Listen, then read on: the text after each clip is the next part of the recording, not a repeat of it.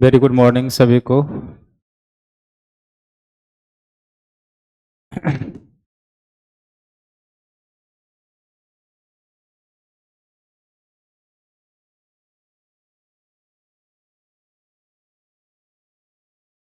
जो ऑनलाइन देख सुन रहे हैं उनको भी शुभ प्रभात है। नहीं तो ये लोग नाराज हो जाते हैं कि हमारा ख्याल नहीं रखते हैं।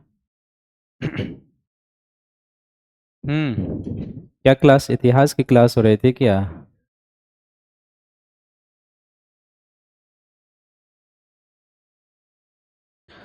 तो आज से हम लोग चलेंगे पर्यावरण और पारिस्थितिकी के सेगमेंट में। पढ़े हैं अपने से कुछ? पढ़ना भी नहीं है? क्यों पढ़ेंगे? बुकलेट मिला है, उसको पढ़े हैं?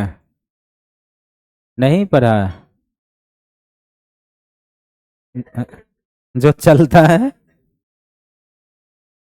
वही पढ़ते हैं, ये भी है। बाकी टाइम में क्या करते हैं? मान लीजिए 2 घंटे की अभी क्लास हुई होगी तो घर क्या ऑप्शनल पेपर तो ठीक है, वो भी रिवीजन करने में 1 घंटा लगता होगा। 1 घंटा ये रिवीजन,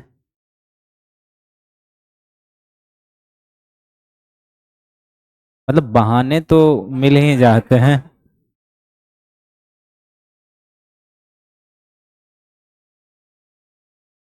तो पर्यावरण और पारिस्थितिकी में हम लोग चलेंगे। पहले 2-3 बातों को जान लेते हैं, समझ लेते हैं, फिर धीरे धीरे आगे बढ़ेंगे। एक तो उसमें हमें देखना है कि सिलेबस क्या है। पीटी और मेंस का सिलेबस देखे हैं आप लोग? वो भी आपका काम नहीं है, है? देखा है। तो पीटी और मेंस का एक सिलेबस जानना होगा। दूसरा हम लोग देखेंगे कि प्रीलिम्स एग्जाम में कहाँ पर शामिल है और मुख्य परीक्षा में ये कहाँ पर शामिल है, वो देखेंगे। तीसरा हम लोग चर्चा पहले कर लेंगे कि एनवायरनमेंट का प्रीलिम्स में कितना वेटेज है ना, और मेंस में कितना उसका वेटेज है, कहाँ पर वो शामिल है। फिर हम थोड़ा सा प्रश्न की प्रकृति पर चर्चा करेंगे कि पीटी और मेंस में किस तरीके के प्रश्न आ रहे हैं। प्रश्न के हिसाब से ही हम अपने तैयारी को आगे बढ़ाते हैं कि आने वाले वर्षों में किस तरीके के प्रश्न पूछे जा सकते हैं। और फिर हम धीरे धीरे टॉपिक में चलेंगे, है ना। यूपीएससी का जो आप सिलेबस देखते होंगे तो प्रारंभिक परीक्षा में जो सिलेबस पर्यावरण और पारिस्थितिकी का लिखा हुआ है उसमें 2 ही 4 टॉपिक मेंशन है। एक लिखा है पर्यावरण पारिस्थितिकी, जैव विविधता, जलवायु परिवर्तन और सतत विकास संबंधी मुद्दे करके लिखा हुआ है। ये सिलेबस है जो प्रीलिम्स में लिखा हुआ है, और मुख्य परीक्षा में ये थर्ड पेपर में शामिल है। तो थर्ड पेपर में जो आप सिलेबस देखेंगे तो उसमें 2 ही लाइन लिखा हुआ है। एक लिखा हुआ है पर्यावरण संरक्षण, यानी पर्यावरण प्रदूषण और संरक्षण करके लिखा हुआ है, और दूसरा उसमें एक टॉपिक है जिसको हम कहते हैं इन्वायरमेंट इम्पैक्ट असेसमेंट, पर्यावरण अधिप्रभाव मूल्यांकन कहते हैं। ये 2 मेंस में लिखा हुआ है। तो एक तो हमारे पढ़ने का रास्ता, या हमें क्या पढ़ना चाहिए क्या नहीं पढ़ना चाहिए, उसके लिए एक मार्ग निकलता है कहाँ से? सिलेबस को देखने और समझने से, हाँ कि ये टॉपिक इसमें पढ़ना है। लेकिन कई बार सिलेबस के जो कुछ पहलू होते हैं वो बहुत ही कम बातों में लिखा हुआ होता है। उससे आगे बढ़ने के लिए हमें क्वेश्चन बैंक का सहारा लेना होता है, वो भी दोनों का, पीटी का भी और मेंस का भी। तो जब हम पीटी और मेंस के प्रश्न पत्र को देखते हैं तो, और जब हम सिलेबस को देखते हैं, दोनों को जब कंबाइंडली एनालिसिस करते हैं तो कुल मिलाकर हमें पता चलता है कि हाँ, हमें क्या पढ़ने की ज़रूरत है, कैसे पढ़ने की ज़रूरत है, और किस तरह से किसी टॉपिक को समझने की ज़रूरत है। क्योंकि सिलेबस बहुत कम लिखा हुआ है, बट जब आप प्रश्न पत्र देखेंगे तो बहुत सारे टॉपिक ऐसे हैं जो लगेगा कि ये तो सिलेबस में है ही नहीं, बट वो प्रश्न में आता है, तो इसलिए उसको जानना जरूरी है। तो हम पहले चलेंगे 4-5 बिंदुओं पर, पहले समझ लेते हैं कि पर्यावरण कहाँ पर शामिल है, वेटेज कितना है। हम जो टॉपिक लिखेंगे वो हम अपने हिसाब से लिखेंगे, सिलेबस में जो है वो सारा उसमें हो जाएगा। हम उस तरीके से लिखेंगे ताकि हमें पढ़ने में टॉपिक वाइज आसानी हो जाए। और हम एक एक सेगमेंट करके चलेंगे, प्रश्न का नेचर कैसे है वो भी देखेंगे और फिर धीरे धीरे हम आगे बढ़ेंगे। ठीक है, जहाँ पर भी समझने में दिक्कत हो तो आप पूछ लीजिएगा, बीच बीच में हम वैसे ही आपके पास आते रहेंगे, लेकिन जहाँ भी दिक्कत हो आप पूछ लीजिएगा। तो सबसे पहले हम लोग इसमें चलेंगे किस पर, पर्यावरण और पारिस्थितिकी, है ना। तो आप भी वैसे ही लिखेंगे जैसे अभी हम लिखेंगे, पर्यावरण एवं पारिस्थितिकी एनवायरनमेंट और इकोलॉजी, है ना। तो पर्यावरण एवं पारिस्थितिकी, तो सबसे पहले हम इसमें जानेंगे कि पर्यावरण पारिस्थितिकी हमारे सिलेबस में कहाँ शामिल किया गया है यूपीएससी के द्वारा। तो कहाँ शामिल है, एक इसमें हम इस बात पर चर्चा कर लेंगे। दूसरा हम देखेंगे कि जो पीटी और मेंस में हमें पढ़ना है उसमें पर्यावरण और पारिस्थितिकी का पाठ्यक्रम क्या है, सिलेबस क्या है, ये हमें देखना है। तीसरा हम इसमें देखेंगे कि पर्यावरण और पारिस्थितिकी का भारांश क्या है, वेटेज कितना है एग्जाम के पॉइंट ऑफ व्यू से। चौथा हम इसमें देखेंगे कि प्रश्न की प्रकृति कैसी है, प्रश्न की प्रकृति, तो प्रश्न का नेचर। और फिर पांचवा सेगमेंट हो जाएगा कि मूल बातें कि अध्ययन का स्रोत और तरीका हमारा क्या होना चाहिए, अध्ययन के स्रोत एवं तरीके क्या होना चाहिए, ये है ना।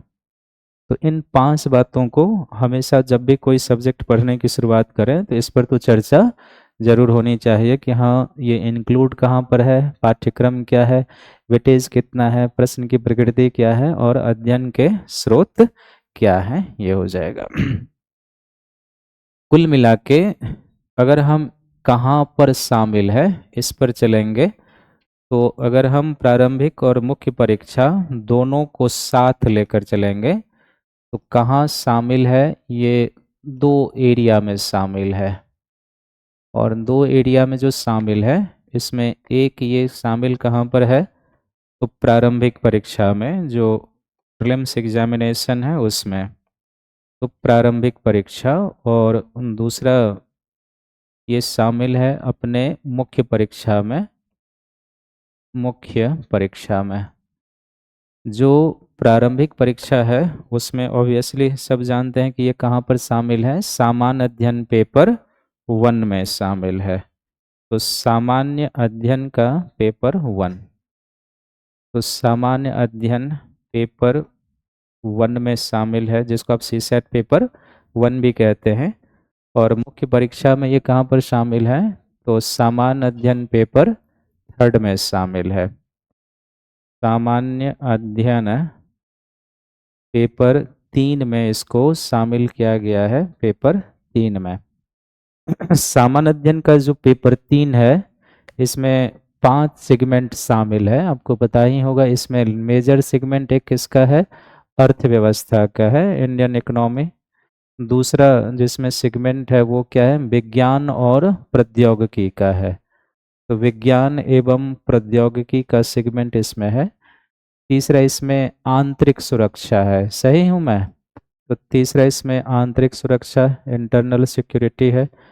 फिर चौथा जिसमें सेगमेंट है वो आपका है आपदा प्रबंधन, डिजास्टर मैनेजमेंट, मूलतः यहीं पर शामिल है आपदा प्रबंधन। और पांचवा सेगमेंट इसमें है पर्यावरण एवं पारिस्थितिकी।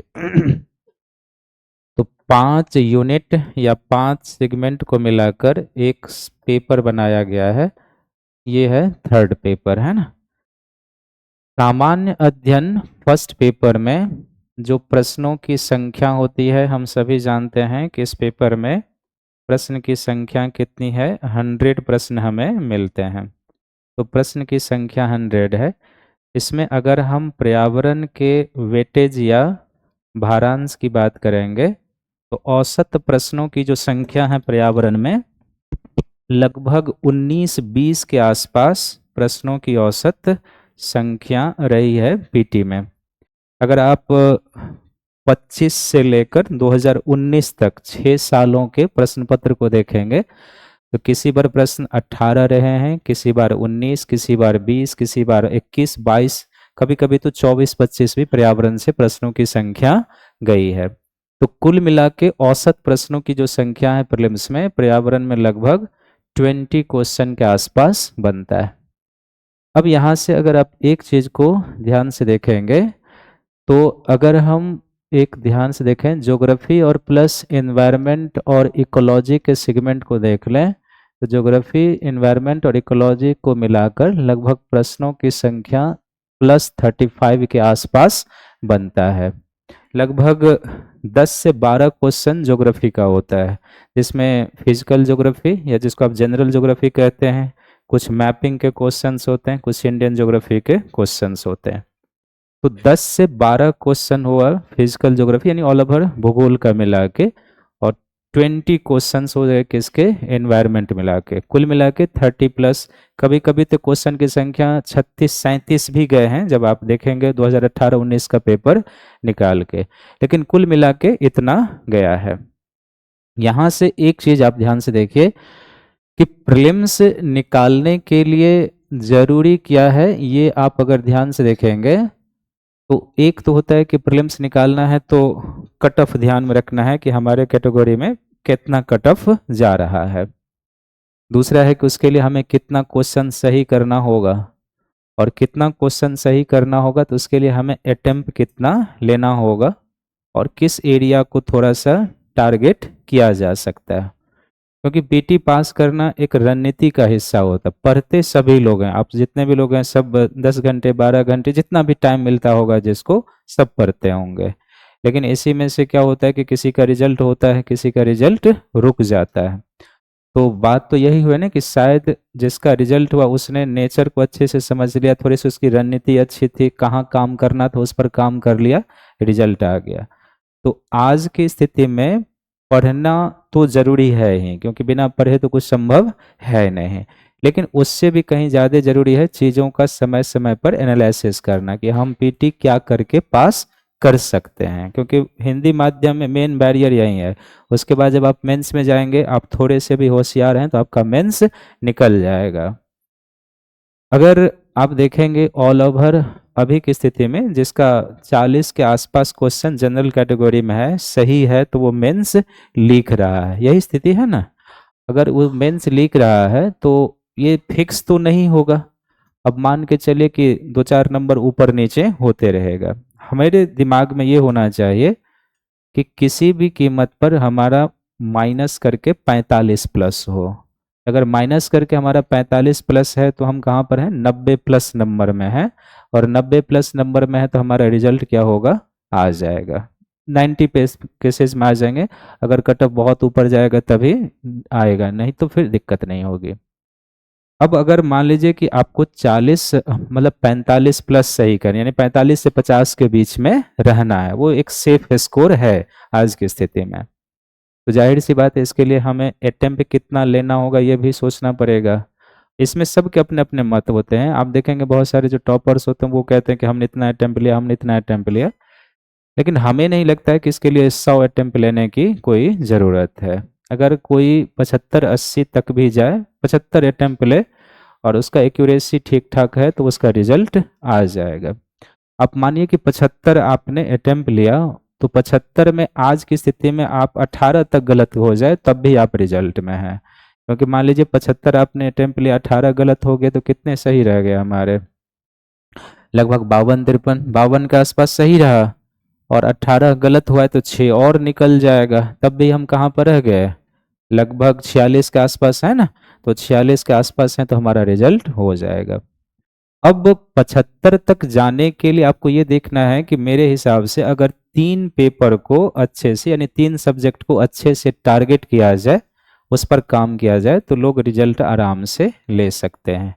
और उसमें एक भूगोल और एनवायरनमेंट होना चाहिए, क्योंकि प्रश्नों की संख्या क्या है, लगभग 35 के आसपास है। तो एक भूगोल और एनवायरनमेंट को खूब अच्छे से कवर किया जाए। दूसरा, अगर हिस्ट्री और आर्ट एंड कल्चर, क्योंकि वो स्टैटिक है, एक बार आपने उसको समझ लिया तो उसमें करंट भी बहुत ज़्यादा नहीं है, हिस्ट्री में नहीं के बराबर करंट है। थोड़ा बहुत आर्ट एंड कल्चर के एरिया में अगर करंट जुड़ जाए तो जुड़ जाए, वरना अशोक ने क्या कर दिया, अकबर ने क्या कर दिया, वो उस बदलने वाला नहीं है। तो वो टारगेट किया जा सकता है और एक पॉलिटी के एरिया को भी टारगेट किया जा सकता है। लगभग 15 क्वेश्चन वहाँ से भी होता है। तो आप सोचिए कि 15 क्वेश्चन पॉलिटी का टारगेट किए, 30 ही मानते हैं ज्योग्राफी एनवायरनमेंट, तो आप कहाँ पर पहुँच गए, 45 पर। और क्या लगभग हिस्ट्री और आर्ट एंड कल्चर से 20 क्वेश्चंस होते हैं, तो आप पहुँच गए 65 के आसपास।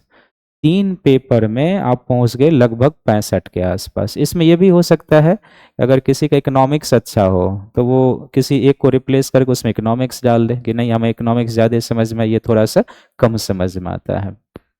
और अगर आपने इस 3 पेपर को अच्छे से कर लिया तो 2 4 5 क्वेश्चन ऐसा तो नहीं होगा कि आप इकोनॉमिक्स से नहीं बना पाएंगे। इतना पढ़ने के बाद आराम से 2 4 5 बन जाएगा। 2 4 5 आप साइंस से खींच लेंगे, साइंस एंड टेक से खींच लेंगे, तो 75 जहाँ पर आपको पहुँचना था आप वहाँ पर पहुँच गए। तो यही देखना होता है कि आपका मजबूत पक्ष कौन सा है, एग्जाम के लिए कौन सा एरिया जरूरी है, उसको करने की जरूरत है। कि नहीं कि पढ़ रहे हैं, केवल पढ़ रहे हैं, उससे पीटी नहीं निकलता है। अभी जैसे है कि साइंस में भी हमें लगता है कि केमिस्ट्री पढ़ने की कोई ज़रूरत नहीं है। आप यूपीएससी के पूरे क्वेश्चन बैंक को देख लीजिए, एक भी केमिस्ट्री का क्वेश्चन आपको नहीं मिलेगा, तो हमें क्या ज़रूरत है उसके पढ़ने की। बायोलॉजी में भी आप देखेंगे बॉटनी से क्वेश्चन नहीं के बराबर होता है, जूलॉजी से होता है, ह्यूमन बॉडीज से है, उसको पढ़िए। फिजिक्स थोड़ा सा पढ़ लीजिए साइंस में, क्योंकि वो टेक समझने में मदद करता है। तो ये देखना होता है कि क्या छोड़ना है और क्या पकड़ के चलना होगा, वो तय कर लेंगे, मेहनत कम होगा, आउटपुट ज़्यादा हो जाएगा। तो ये बताने का मेरा मूल पर्पस यही था कि हमारी कोशिश ये होनी चाहिए कि हम ज्योग्राफी और एनवायरनमेंट को अच्छे से करके चले। अब इसमें होगा क्या कि अगर ज्योग्राफी के जो 2 पार्ट हैं, एनवायरनमेंट और ज्योग्राफी अलग कर दीजिए, तो ज्योग्राफी में अगर 12 क्वेश्चन है, 12 अटेम्प्ट किया जा सकता है, क्योंकि वहाँ क्वेश्चन हर एक अटेम्प्टेबल होता है। फिजिकल भूगोल आपने अच्छे से पढ़ लिया है, कॉन्सेप्ट बेस्ड है, आराम से पकड़ सकते हैं। मैपिंग कर लिया है, कुछ करंट मैपिंग का समझ है, तो 2 3 क्वेश्चन अभी मैप बेस्ड होता है, वो आप आराम से अटेम्प्ट ले सकते हैं। इंडियन ज्योग्राफी पढ़ी है तो वो क्वेश्चन अटेम्प्ट लिया जा सकता है। इन्वायरमेंट में अगर 20 क्वेश्चन होगा तो 2 3 क्वेश्चन ऐसे होंगे जो आपको पल्ले नहीं पड़ेगा। बात समझ में आ रही है जो हम करें, क्योंकि वो रिसर्च स्तर का होता है और वो हर एक एग्जाम में होता है। तो हमें उस प्रश्न के पीछे नहीं भागना चाहिए जो रिसर्च स्तर का है। कि अगर मान लीजिए 20 क्वेश्चन में 2 3 क्वेश्चन ऐसे हैं जो नहीं बन रहा, छोड़ दीजिए, आप बनाइए 16 क्वेश्चन 17 क्वेश्चन जो बनने योग्य है वो बने।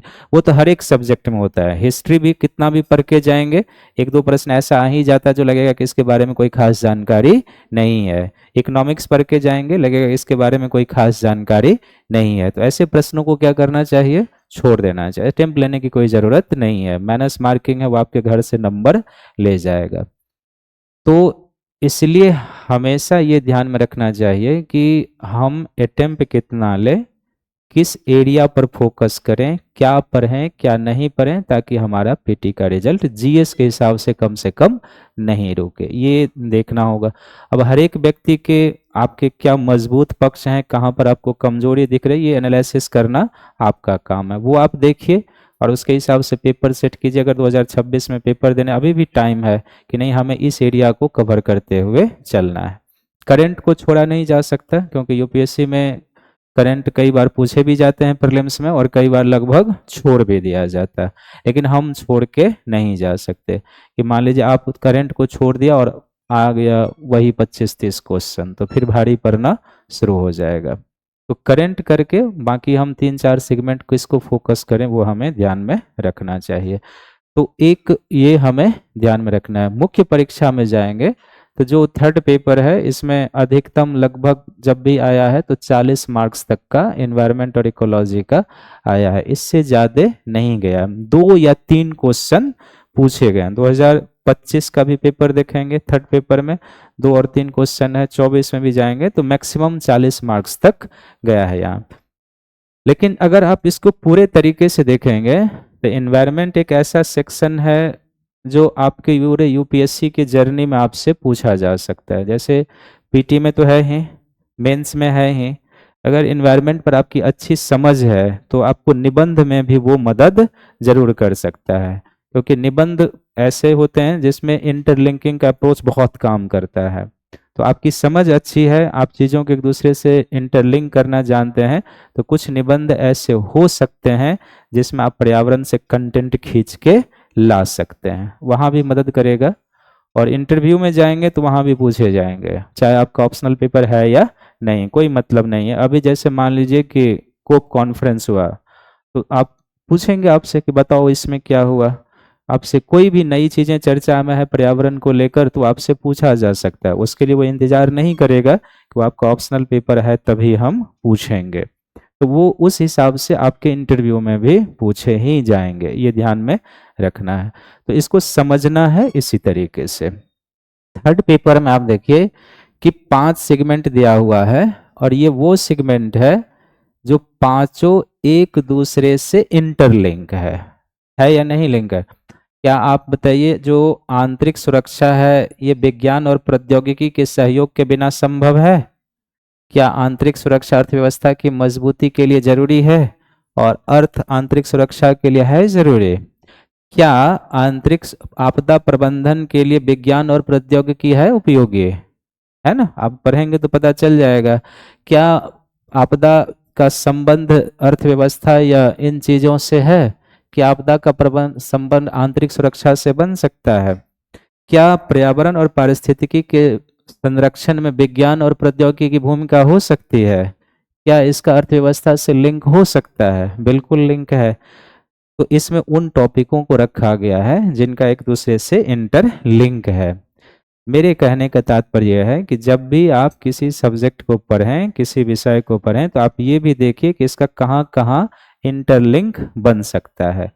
मुख्य परीक्षा में नंबर उसी को अधिक आएगा जो थोड़ा सा इंटरलिंक अप्रोच करके चीज़ों को समझेगा और लिखने का प्रयास करेगा। स्टैटिक लिखेंगे वन वे में जाएंगे, कोई इंटरलिंक करके लिखेगा उसके डायमेंशन बड़े होंगे। तो इसका अर्थ यही है कि इस पेपर में इन सारे चीज़ों को इसलिए रखा गया क्योंकि सभी एक दूसरे से क्या है, इंटर लिंक है। तो इसमें विज्ञान, ये जो पर्यावरण और पारिस्थितिकी है, इसको समझने का हमारा तरीका भी क्या होना चाहिए, इंटरलिंक करने वाला, कि कहाँ ये डिजास्टर से जुड़ सकता है, कहाँ ये आंतरिक सुरक्षा, या कहाँ पर ये किस चीज़ों से जुड़ सकता है। तो उस पर हम लोग चलेंगे। इतना तो क्लियर है। अब जहाँ तक ये सिलेबस की बात है, तो सिलेबस में हम इसको अपने हिसाब से डिजाइन करेंगे। तो पाठ्यक्रम है ना, पाठ्यक्रम को हम बड़े तौर पर 3 सेगमेंटों में बांट लेंगे, है ना। एक सेगमेंट इसका हो जाएगा पर्यावरण और पारिस्थितिकी आधारित, है ना, पर्यावरण एवं पारिस्थितिकी, पर्यावरण एवं पारिस्थितिकी से संबंधित या आधारित आप कह सकते हैं। तो जब हम पर्यावरण और पारिस्थितिकी से संबंधित जाएंगे तो सबसे पहला एक छोटे से टॉपिक में पर्यावरण क्या है, एनवायरनमेंट क्या है, पर्यावरण की अवधारणा क्या है। दूसरा पारिस्थितिक तंत्र, पारिस्थितिक तंत्र, पारिस्थितिक तंत्र एवं उसकी कार्यप्रणाली, एवं उसकी कार्य प्रणाली। तो पारिस्थितिक तंत्र एवं उसकी कार्यप्रणाली। तीसरा जो अब इसमें टॉपिक हो जाएगा वो हो जाएगा पारिस्थितिक तंत्र के प्रकार, टाइप्स ऑफ इकोसिस्टम। तो पारिस्थितिक तंत्र के प्रकार में हम एग्जाम के पॉइंट ऑफ व्यू से कुछ महत्वपूर्ण पारिस्थितिकी के बारे में पढ़ते हैं, जिसमें एक हो जाएगा महासागरीय पर्यावरण या पारिस्थितिकी, तो मैरीन इकोसिस्टम, महासागरीय पर्यावरण के बारे में। दूसरा हम पढ़ते हैं मैंग्रोव पारिस्थितिकी के बारे में, तो मैंग्रोव पारिस्थितिकी। तीसरा हो जाएगा जिसको हम कहेंगे ज्वारनदमुख या एस्चुअरी कहते हैं इसको, तो ज्वारनदमुख पारिस्थितिकी। फिर हो जाएगा लैगून पारिस्थितिकी, लैगून पारिस्थितिकी। और फिर हो जाएगा झील इकोसिस्टम या लेक पारिस्थितिकी। तो झील इकोसिस्टम या लेक पारिस्थितिकी हो जाएगा। तो टाइप्स ऑफ इकोसिस्टम में झील पारिस्थितिकी। फिर हम चलेंगे तो चौथा टॉपिक जो एक हो जाएगा उसको हम कहेंगे आर्द्र भूमि, है ना, वेटलैंड पारिस्थितिकी या आर्द्र भूमि है। फिर चौथा पांचवा इसमें एक टॉपिक होगा जिसको हम कहते हैं बायोम कहते हैं। और छठा जो इसमें एक टॉपिक हो जाएगा उसको हम कहेंगे जैव विविधता, बायोडायवर्सिटी और संबंधित मुद्दे। तो जैव विविधता एवं संबंधित मुद्दे, है ना। तो जैव विविधता एवं संबंधित मुद्दे, ये जो एरिया है ये पर्यावरण और पारिस्थितिक तंत्र से जुड़ा हुआ हो जाएगा ये टॉपिक। दूसरा जो एरिया सब है आर्द्र भूमि है, बायोम है, जैव विविधता एवं संबंधित मुद्दे।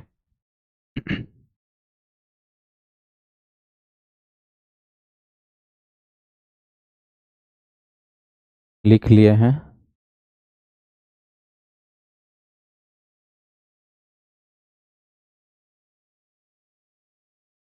लें ऊपर से।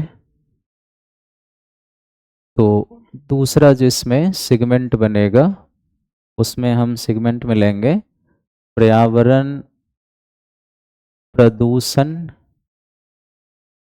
पर्यावरण निम्नीकरण एवं प्रदूषण। तो पर्यावरण निम्नीकरण एवं प्रदूषण से संबंधित, प्रदूषण से संबंधित जो टॉपिक हो जाएगा वो एक सेगमेंट में हो जाएगा संबंधित। तो इसमें अब पहला क्या हो जाएगा, वायु प्रदूषण, है ना, एयर पॉल्यूशन और उससे संबंधित जो भी होगा। इसी तरीके से दूसरा इसमें हो जाएगा वाटर पॉल्यूशन, जल प्रदूषण का टॉपिक हो जाएगा। तीसरा इसमें हो जाएगा जिसको हम लोग कहेंगे ध्वनि प्रदूषण, साउंड पॉल्यूशन का हो जाएगा। चौथा इसमें जो टॉपिक हो जाएगा वो हो जाएगा जिसको हम कहेंगे नाभिकीय, न्यूक्लियर, नाभिकीय एवं विकिरण, रेडिएशन प्रदूषण। तो विकिरण प्रदूषण हो जाएगा, विकिरण प्रदूषण। और पांचवा हो जाएगा जिसको हम कहेंगे अपशिष्ट प्रबंधन, अपशिष्ट एवं उसका, अपशिष्ट एवं उसका प्रबंधन, उसका प्रबंधन। तो ये जो टॉपिक हो जाएगा पर्यावरण निम्नीकरण और प्रदूषण से संबंधित। और तीसरा सेगमेंट हो जाएगा जलवायु परिवर्तन एवं सतत विकास। जलवायु परिवर्तन, जलवायु परिवर्तन एवं सतत विकास, सतत विकास से संबंधित, सतत विकास से संबंधित, है ना। इसमें एक टॉपिक हो जाएगा जिसको हम कहेंगे ओजोन, ओजोन विघटन एवं संरक्षण। तो ओजोन विघटन और जो संरक्षण है वो हो जाएगा।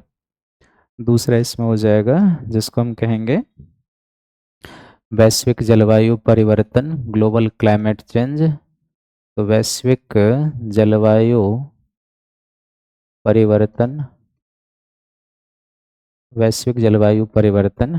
तीसरा इसमें हो जाएगा सतत विकास, सतत विकास एवं सतत विकास,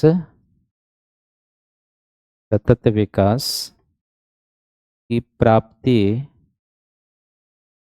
प्राप्ति की दिशा में प्रयास,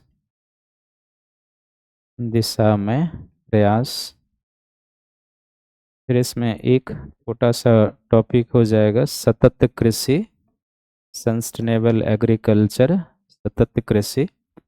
फिर सतत विकास में ही हम लोग उसको कवर कर लेंगे जिसको हम कहते हैं पर्यावरण अधिप्रभाव मूल्यांकन, पर्यावरण अधिप्रभाव एनवायरमेंट इम्पैक्ट पर्यावरण अधिप्रभाव मूल्यांकन, एनवायरमेंट इम्पैक्ट असेसमेंट, पर्यावरण अधिप्रभाव मूल्यांकन हो जाएगा। फिर इसमें एक अगर साइंस एंड टेक में भी होगा तो एक नवीकरणीय ऊर्जा है ना, रिन्यूएबल रिसोर्स हो जाएगा, नवीकरणीय ऊर्जा। और एक टॉपिक हो जाए जिसको हम लोग कहते हैं पर्यावरणीय नैतिकता, पर्यावरणीय नैतिकता है ना, एनवायरमेंटल एथिक्स, पर्यावरणीय नैतिकता। तो ये टॉपिक बनता है। ये जो हमने टॉपिक लिखा है ये सिलेबस ना तो पीटी में ऐसा लिखे हुए है और ना ही मेंस में ऐसा लिखा हुआ है। इसमें हमने पहले ही आपको बताया था कि हमारे लिए टूल्स उपकरण क्या होते हैं कि किसी भी सब्जेक्ट में हमें आगे बढ़ना है, उसको समझना है, पढ़ना है, तो हमारे पास टूल्स उपकरण क्या होते हैं, दो होते हैं। एक जो सिलेबस यूपीएससी ने लिखा है कुल मिला के छोटे शब्दों में, और दूसरा जब हम पीटी और मुख्य परीक्षा के प्रश्न पत्र को देखते हैं तो हमें पता चलता है कि हमें किस टॉपिक को पढ़ने की ज़रूरत है। तो इतने टॉपिक मेजर हैं, इसमें से कुछ ऐसे टॉपिक होंगे छोटे छोटे टॉपिक जो टॉपिक के साथ कवर होते जाता है। जैसे इसमें हमने अम्ल वर्षा नहीं लिखा है, वो कहाँ कवर करना है मुझे पता है। इसमें एक टॉपिक आएगा जैसे महासागरीय प्रदूषण होगा या ओशियन एसिडिफिकेशन का एक टॉपिक आएगा, तो वो कहाँ कवर करना है मुझे पता है। एक छोटा सा टॉपिक होता है यूट्रोफिकेशन का जिसको हम सुपोषण कहते हैं, तो वो कहाँ कवर करना है वो हमें पता है। इसलिए कुछ छोटे छोटे टॉपिक जो आपको लग रहा होगा, जो आप जान रहे होंगे शायद कि सर ने ये नहीं लिखा है कि बाद में छूट जाएगा, ऐसा कुछ नहीं होगा। वो सारे टॉपिक धीरे धीरे क्या हो जाएंगे, किसी न किसी टॉपिक के साथ जुड़ते जाएगा। जैसे हम वायु प्रदूषण पढ़ेंगे, उसका इम्पैक्ट होगा, उसमें अम्ल वर्षा को वहीं पे कवर कर लिया जाएगा। मैरीन पर्यावरण पढ़ेंगे तो महासागरीय पर्यावरण पढ़ेंगे, उसी के साथ हम ओशियन एसिडिफिकेशन या मैरीन इकोसिस्टम की क्या समस्याएं हैं उसको कवर कर जाएंगे। तो वो टॉपिक सब उसके साथ कवर होते जाएगा। पर्यावरण में क्या है कि ये जो टॉपिक है, कुछ एक ही दो टॉपिक ऐसा है जो थोड़ा सा स्टैटिक है, जहां पर करंट कुछ खास नहीं जोड़ता है। बाकी जितने भी टॉपिक होंगे वहां पर करंट की भूमिका है, ये आपको ध्यान में रखना होगा। जैसे एक पर्यावरण क्या है, ये एक बेसिक समझ है, इसमें कोई करंट की भूमिका नहीं होगी। दूसरा जैसे पारिस्थितिक तंत्र और उसकी कार्य प्रणाली है, ये भी एक स्टैटिक टॉपिक है, इसमें करंट की कोई भूमिका नहीं होगी। वहां से जब आप आगे बढ़ेंगे तो बेसिक प्लस करंट दोनों जुड़ता जाएगा। जैसे मैरीन इकोसिस्टम है, तो मैरीन इकोसिस्टम में हम इसको पर्यावरण के हिसाब से पढ़ेंगे। तो मैरीन इकोसिस्टम में जैव विविधता किस पर निर्भर करती है, मैरीन इकोसिस्टम की समस्याएं क्या है, और उन समस्याओं के समाधान के लिए क्या कार्य किए जा रहे हैं। अब जब क्या कार्य किए जा रहे हैं तो कुछ इसमें इंटरनेशनल और नेशनल लेजिस्लेशन सब जोड़ना शुरू हो जाएगा, कुछ संस्थाएं जुड़नी शुरू हो जाएगी। हो सकता है कि आज कुछ प्रावधान है, आने वाले वर्षों में कुछ नए सिस्टम सब आने शुरू हो जाए कि हमें मैरीन पर्यावरण को संरक्षित करने के लिए ये काम करना है, तो वहां पर करंट जुड़ जाएगा। मैंग्रोव है, इसका कुछ एरिया तो बेसिक ही होगा कि मैंग्रोव क्या है, मैंग्रोव के विकास के लिए क्या होना चाहिए कंडीशन, मैंग्रोव से हमें क्या लाभ मिलता है, खासकर इकोलॉजी के हिसाब से मैंग्रोव पारिस्थितिकी के समक्ष चुनौती क्या है। और फिर इसमें एक जुड़ेगा लेजिस्लेशन या करंट का एरिया कि मैंग्रोव पारिस्थितिकी के संरक्षण के लिए राष्ट्रीय अंतर्राष्ट्रीय स्तर पर क्या हो रहे हैं, सरकारें क्या कर रही है।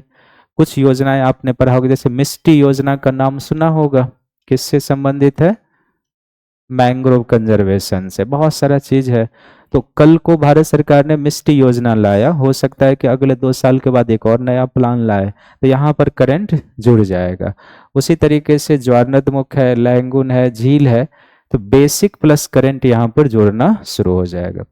वेटलैंड है, बेसिक एरिया होगा कि आर्द्र भूमि क्या है, आर्द्र भूमि का वर्गीकरण, उससे क्या लाभ है, क्या इसकी विशेषता है, आर्द्र भूमि के समक्ष क्या चुनौतियां हैं। लेकिन फिर इसमें एक लेजिस्लेशन का एरिया आएगा कि वेटलैंड कंजर्वेशन के लिए नेशनल इंटरनेशनल स्तर पर क्या किया गया है, क्या नए विधान आ रहे हैं। और टाइम टू टाइम आप देखते हैं कि रामसर साइट की संख्या बढ़ती है, आज भारत में लगभग 98 रामसर साइट है। हो सकता है कि जिस दिन सिलेबस खत्म होगा अगले दिन रामसर साइट 4 जुड़ गए, तो वो क्या हो गया, करंट का कुछ एरिया बन गया जिसको पढ़ के आपको क्या करना होगा, ऐड कर लेना होगा।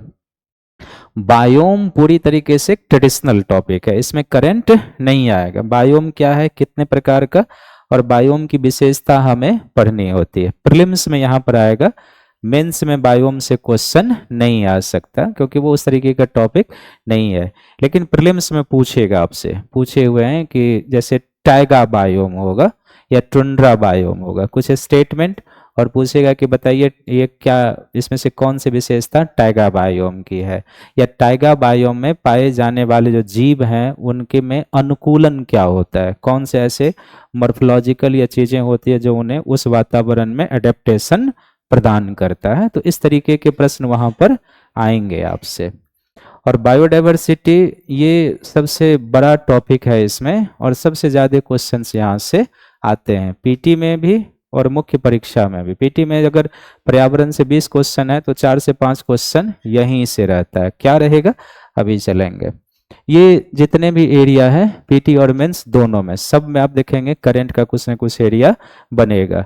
जैसे आप दिल्ली में ही देखते हैं ना, वायु प्रदूषण की बात होती है तो नई नई चीजें आती रहती है, दिल्ली सरकार भी कुछ कुछ नया चीज करते रहते हैं, तो वो हमें क्या करना होता है, ध्यान में रखना होता है।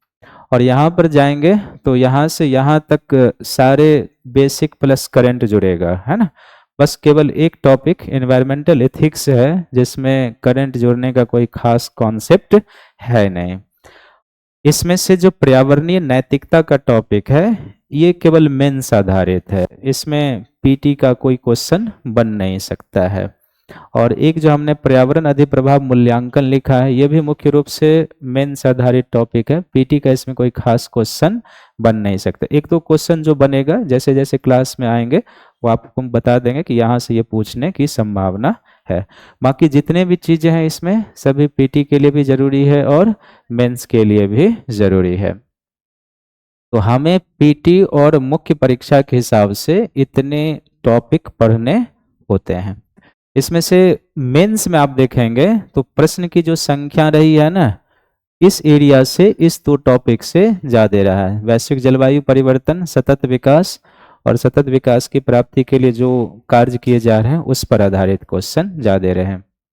और उसमें आप देखेंगे कुछ ऐसी प्रौद्योगिकियां उभर रही है, कुछ ऐसे टेक्नोलॉजी हैं जो क्लाइमेट मिटिगेशन में सहायक हो सकते हैं, आज के समय में हैं या आने वाले समय में वो प्रौद्योगिकियां हो सकती है। जैसे 2025 में भी एक क्वेश्चन पूछा था, कार्बन कैप्चर यूटिलाइजेशन और स्टोर तकनीकी, CCST सिंपल सा उसको कहते हैं। तो वो सारा हम इसी में कवर करेंगे। एक पूछता है, कई बार क्वेश्चन पूछा है, जैसे UNFCCC नाम सुना होगा, United nation framework convention on climate change कहते हैं। ये संयुक्त राष्ट्र की अंतर सरकारी संस्था है जो जलवायु परिवर्तन पर कोप कॉन्फ्रेंस का आयोजन करते हैं, जिसको हम कॉन्फ्रेंस ऑफ द पार्टीज कहते हैं। तो हर एक कोप कॉन्फ्रेंस में कुछ डिक्लेरेशन निभर कर सामने आता है, उस डिक्लेरेशन पर पीटी में भी क्वेश्चन है और मुख्य परीक्षा में भी क्वेश्चन पूछे गए हैं। तो उसमें हम एक फ्रेम के तहत पढ़ेंगे। जैसे UNFCCC का पहला कॉन्फ्रेंस 1995 में हुआ था, वहाँ से वो कंटिन्यू चलता है। तो हर एक सम्मेलन पढ़ने की कोई ज़रूरत है नहीं, लेकिन उसमें जो कुछ ऐसे सम्मेलन हुए हैं जहाँ से काफ़ी क्वेश्चन आए हैं और आने वाले वर्षों में भी पूछे जाएंगे, तो उसमें एक होता है, नाम सुना होगा, क्योटो प्रोटोकॉल का, जो 97 में हुआ। कई सारे क्वेश्चन है उसमें पीटी से भी और मेंस में भी। उसके बाद महत्वपूर्ण होता है पेरिस क्लाइमेट कॉन्फ्रेंस, 2015 में हुआ। फिर थोड़ा आगे बढ़ेंगे तो जर्मनी में एक बॉन में कॉन्फ्रेंस हुआ था 2017 में, वो है महत्वपूर्ण। फिर ग्लासगो में हुआ था, वो ज़्यादा महत्वपूर्ण है। ग्लासगो से कंटिन्यू फिर जो जो सम्मेलन हुए हैं आज तक के डेट में वो ज़्यादा महत्वपूर्ण है। उस पर पीटी में भी क्वेश्चन है और मेंस में भी क्वेश्चन है। तो ये एरिया है जहां से मेंस में ज़्यादा क्वेश्चंस पूछा हुआ है। पीटी में, मेंस में ट्रेडिशनल क्वेश्चन नहीं पूछा हुआ है ज़्यादा। अब इस टॉपिक में जो पीटी में प्रश्न होता है किस किस नेचर का होता है, प्रश्न की प्रकृति, थोड़ा सा वो देखते हैं तो आपको लगेगा कि हाँ इस तरह से चीज़ों को हमें पढ़ने की ज़रूरत है। तो नीचे में आप लिखिए प्रारंभिक परीक्षा में प्रश्न की जो प्रकृति है वो है ना, प्रारंभिक परीक्षा में प्रश्न की प्रकृति है ना, यानी कि किस तरीके के प्रश्न होते हैं या किस एरिया से किस तरीके से जुड़कर प्रश्न आते हैं वो। तो प्रारंभिक परीक्षा में जो प्रश्न की प्रकृति होती है, इसमें एक होता है राष्ट्रीय एवं अंतर्राष्ट्रीय, राष्ट्रीय एवं अंतर्राष्ट्रीय विधानों पर आधारित, लेजिस्लेशन है ना, कानून विधानों पर आधारित प्रश्न होते हैं, विधानों पर आधारित प्रश्न। अब इसमें क्या है कि एक शब्द है, लेकिन आप इसको अब इस तरीके से समझिए, जैसे हम इंटरनेशनल विधान की बात करेंगे तो जैसे एक छोटे से उदाहरण चलते हैं, जैसे ओजोन है, तो ओजोन डिप्लेशन हो रहा है और उसके कंजर्वेशन के लिए अंतर्राष्ट्रीय स्तर पर कुछ कानून होंगे या कुछ सम्मेलन बुलाए गए होंगे, हमें उस पर जानकारी रखनी चाहिए, उस पर प्रश्न पूछे गए। जैसे मान लीजिए ओजोन कंजर्वेशन पर वियना सम्मेलन है, ओजोन कंजर्वेशन पर मॉन्ट्रियल प्रोटोकॉल है, ओजोन कंजर्वेशन पर किगाली कन्वेंशन है, इंटरनेशनल लेजिस्लेशन हुआ। अगर ओजोन कंजर्वेशन के लिए भारत सरकार ने भी अपने यहाँ कुछ किए हैं तो वो हमें पता होनी चाहिए। फर्दर अगर कोई लेजिस्लेशन आता है तो उसकी भी जानकारी होनी चाहिए। उसी तरीके से बायोडाइवर्सिटी है, बायोडाइवर्सिटी कंजर्वेशन के लिए अगर इंटरनेशनल स्तर पर कुछ विधान बनाए गए हैं, कुछ तो होगा, तो उसकी हमें जानकारी होनी चाहिए। जैसे 1992 से बड़े तौर पर पहल शुरू होगा, CBD का नाम सुना होगा, जिसको हम कहते हैं कन्वेंशन ऑन बायोलॉजिकल डाइवर्सिटी कहते हैं, तो 92 में अस्तित्व में आया वो। अब उसके द्वारा भी कोप कॉन्फ्रेंस कराया जाता है, तो जैव विविधता पर जो कोप कॉन्फ्रेंस होता है वो CBD के द्वारा कराया जाता है। 2000 में हुआ, 2010 में हुआ, 2020 में होना था लेकिन हुआ नहीं, क्यों नहीं हुआ होगा? कोविड के कारण। तो 2021-22 में उसका 2 वार्ता हुआ और 22 में उसको फाइनली जो है से एक रूप दिया गया, जिसको कहा जाता है कुनमिंग मॉन्ट्रियल बायोडाइवर्सिटी प्रोटोकॉल कहते हैं, जो 2030 तक के लिए है। तो एक फ्रेम है, उसे हमें, भारत सरकार ने भी कुछ बनाए होंगे बायोडाइवर्सिटी के कंजर्वेशन के लिए विधान, जैसे वाइल्ड लाइफ प्रोटेक्शन एक्ट 1972 है, 23 में उसमें अमेंडमेंट किया गया, हमें उसकी जानकारी होनी चाहिए। जैव विविधता संरक्षण और प्रबंधन अधिनियम 2002 है, उसमें भी 23-24 में अमेंडमेंट हुआ, वो हमें जानकारी। तो इस तरह के जो भी भारत सरकार के विधान है उसकी जानकारी हमें होनी चाहिए। लेजिस्लेशन पर आधारित हर एक साल क्वेश्चंस रहते हैं, तो एक इस तरीके के प्रश्न रहते हैं। दूसरा जो प्रश्न है वो प्रश्न की प्रकृति है राष्ट्रीय एवं अंतर्राष्ट्रीय पर्यावरणीय संगठन पर, है ना, अंतर्राष्ट्रीय पर्यावरणीय संगठन, पर्यावरणीय संगठन, इसके ऊपर क्वेश्चंस रहते हैं। 23-24 का भी पेपर निकाल कर देखेंगे तो इंटरनेशनल स्तर के कुछ ऑर्गेनाइजेशन के बारे में पूछा हुआ है क्वेश्चन। जैसे मान लीजिए कि इंटरनेशनल स्तर पर कुछ ऐसी संस्थाएं हैं जिसके बारे में हमें जानकारी, जैसे मान लीजिए UNFCCC है, IPCC है, वर्ल्ड मेट्रोलॉजिकल ऑर्गेनाइजेशन है, UNEP है, WWF है, IUCN है, इस तरह की संस्थाओं पर क्वेश्चंस पूछे जाते हैं, तो वो होना चाहिए। भारत में भी कई सारी संस्थाएं होंगी जो बायोडाइवर्सिटी कंजर्वेशन के लिए भारत सरकार ने स्थापित किए होंगे या राज्य सरकार ने स्थापित किए होंगे, तो उसके बारे में हमें जानकारी होनी चाहिए। कुछ उदाहरण हम इसलिए बता देते हैं, जैसे मान लीजिए इसके लिए NGT है ना, उसकी जानकारी होनी चाहिए, केंद्रीय चिड़ियाघर प्राधिकरण है उसकी जानकारी होनी चाहिए, नेशनल टाइगर कंजर्वेशन अथॉरिटी है उसकी जानकारी होनी चाहिए, केंद्रीय वन्यजीव संरक्षण बोर्ड है, राज्य वन्यजीव संरक्षण बोर्ड है, सलीम अली पक्षी विज्ञान केंद्र है, बॉम्बे नेचुरल हिस्ट्री सोसाइटी है, कई सारे संगठन हैं जिसमें कुछ सार्वजनिक क्षेत्र की है यानी सरकार द्वारा, कुछ निजी क्षेत्र, जिस पर प्रायः क्वेश्चंस आते रहते हैं। अब इसमें होगा क्या कि नॉर्मली संगठन पर आधारित क्वेश्चन वो होगा जो करंट में संगठन किसी चर्चा में किसी कारण से रहा हो, तो फिर उस पर वो क्या करेगा, क्वेश्चंस बनाकर आपसे पूछेगा। तो संगठन ऑर्गेनाइजेशन पर आधारित क्वेश्चन हमेशा 1-2 रहा है यूपीएससी में। तीसरा जो क्वेश्चंस होता है वो होता है संरक्षण क्षेत्र आधारित क्वेश्चन।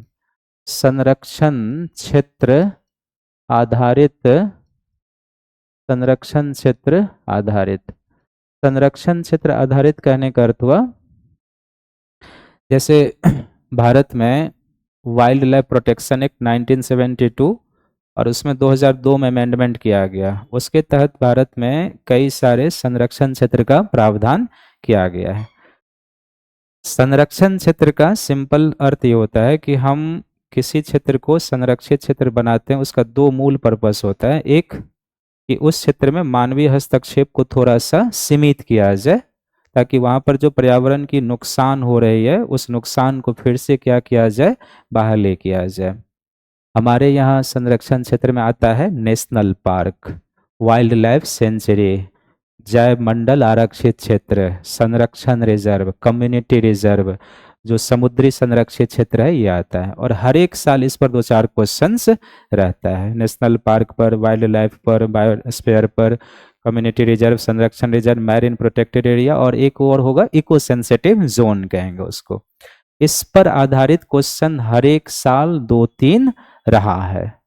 अब यहाँ पर समझने की ये जरूरत है कि भारत में आज के डेट में 107 नेशनल पार्क है। तो 107 तो आपको याद होगा नहीं, और क्या उसे याद करने की है जरूरत नहीं है। तो अगर नेशनल पार्क पर क्वेश्चन आएगा तो क्या आ सकता है, 2-3 तरीके से आता है। एक तो 90% केसेज ये बनेगा कि जो करंट में नेशनल पार्क चर्चा में है उस पर क्वेश्चंस बनेंगे, और बनेंगे तो क्या बनेंगे, अब वो नेशनल पार्क जहां पर है उसका ज्योग्राफी क्या है, यानी ज्योग्राफिकल लोकेशन क्या है, क्लाइमेटिकल दशाएं क्या है, और किस प्रकार के फ्लोरा और फौना के लिए वो जाना जाता है, उस पर आधारित वो क्वेश्चन बनाएगा। अगर करंट में किसी अन्य चीजों के कारण चर्चा में है तो उस पर भी वो क्वेश्चंस पूछे जाते हैं। तो हमें करंट वाले पर ध्यान में रखने की जरूरत है कि मान लीजिए कि ठीक है कांजीरंगा चर्चा में है, तो कांजीरंगा कहाँ पर है, उसका क्लाइमेटिकल कंडीशन क्या है वो भी पूछा जा सकता है। कांजीरंगा किस प्रकार के वन्य जीव और किस प्रकार के वनस्पति के लिए जाना जाता है, वहां से वो क्वेश्चंस बनाएगा। इसी तरीके से भारत में आज के डेट में 560 से ऊपर वाइल्ड लाइफ है। तो आप बताइए 560 से ऊपर वाइल्ड लाइफ याद किया जा सकता है, तो फिर हमें क्या ध्यान में रखना होगा, जो करंट में वाइल्ड लाइफ चर्चा में है वो वाइल्ड लाइफ हमें ध्यान में रखना होगा। क्यों चर्चा में है, कहाँ पर है, किस फ्लोरा और फौना के लिए जाना जाता है। 18 बायोस्फीयर रिजर्व हैं, ये याद रखे जा सकते हैं, उसके फ्लोरा फौना को भी याद रखा जा सकता है। और ये तो हुआ फैक्चुअल पार्ट, फिर सब में कुछ ना कुछ डिफरेंसेस होगा। नेशनल पार्क है कोई तो उसका कुछ क्राइटेरिया तो होगा, वो क्राइटेरिया हमें ध्यान में रखना होता है। वाइल्ड लाइफ है उसका भी कुछ क्राइटेरिया होगा, नहीं तो सबको नेशनल पार्क कहेंगे, सबको वाइल्ड लाइफ कह सकते हैं, अलग अलग चीजें। तो इसका अर्थ है कि सबके घोषित होने का या बनाने का कुछ विधान होंगे, उसके कुछ क्या होंगे, क्राइटेरिया होंगे। तो उस पर भी प्रश्न पूछा हुआ है, और प्रश्न एक बार आप देखेंगे पूछा हुआ है कि कुछ ऑप्शन दिए हुए हैं और पूछा बताइए कि इसमें से किस में किसी भी प्रकार का विकासीय कार्य नहीं हो सकता या बायोमास कलेक्ट नहीं किया जा सकता है। तो अब तो पहले इसकी जानकारी होनी चाहिए ना कि वो नेशनल पार्क होगा या वाइल्ड लाइफ होगा या बायोस्फीयर रिजर्व होगा जिसमें बायोमास कलेक्ट नहीं किया जा सकता है। अगले बार इसी प्रश्न को रिवर्स कर दिया गया है, ऑप्शन लगभग सेम है। प्रश्न पूछा है कि इनमें से किस में विकासीय कार्य भी संभव है, सेम ऑप्शन है, प्रश्न की प्रकृति को चेंज कर दिया है। तो बेसिक चीजों की पहले जानकारी होनी चाहिए। तो एक ये एरिया बहुत ही लोकप्रिय है यूपीएससी में, संरक्षण क्षेत्र आधारित क्वेश्चन पूछते हैं। चौथा आप देखेंगे प्रजाति विशिष्ट क्वेश्चन पूछा जाता है, प्रजाति विशेष क्वेश्चन, प्रजाति विशेषण, प्रजाति विशेष आधारित। जैसे अगर आपने पिछले वर्षों सबका प्रश्न पत्र देखा होगा तो पूछा है कि भारतीय गिलहरी पर 3-4 ऑप्शन दिया हुआ है और पूछा हुआ कि बताइए इसमें से क्या सही है। लाइन टेल्ड मस्क के बारे में पूछा हुआ है कि वो जिसको कहते हैं ना सिंह पुच्छ बंदर, यानी ऐसा बंदर जिसको पूंछ और पूंछ भी कैसा, सिंह के जैसा। तो लाइन टेल्ड मस्क पर 2-3 बार क्वेश्चन आ चुका है, जिसको मकाक बंदर भी कहते हैं। इसी तरीके से आप देखेंगे कि जो हमारे यहाँ सांभर होता है उस पर भी क्वेश्चन पूछा है।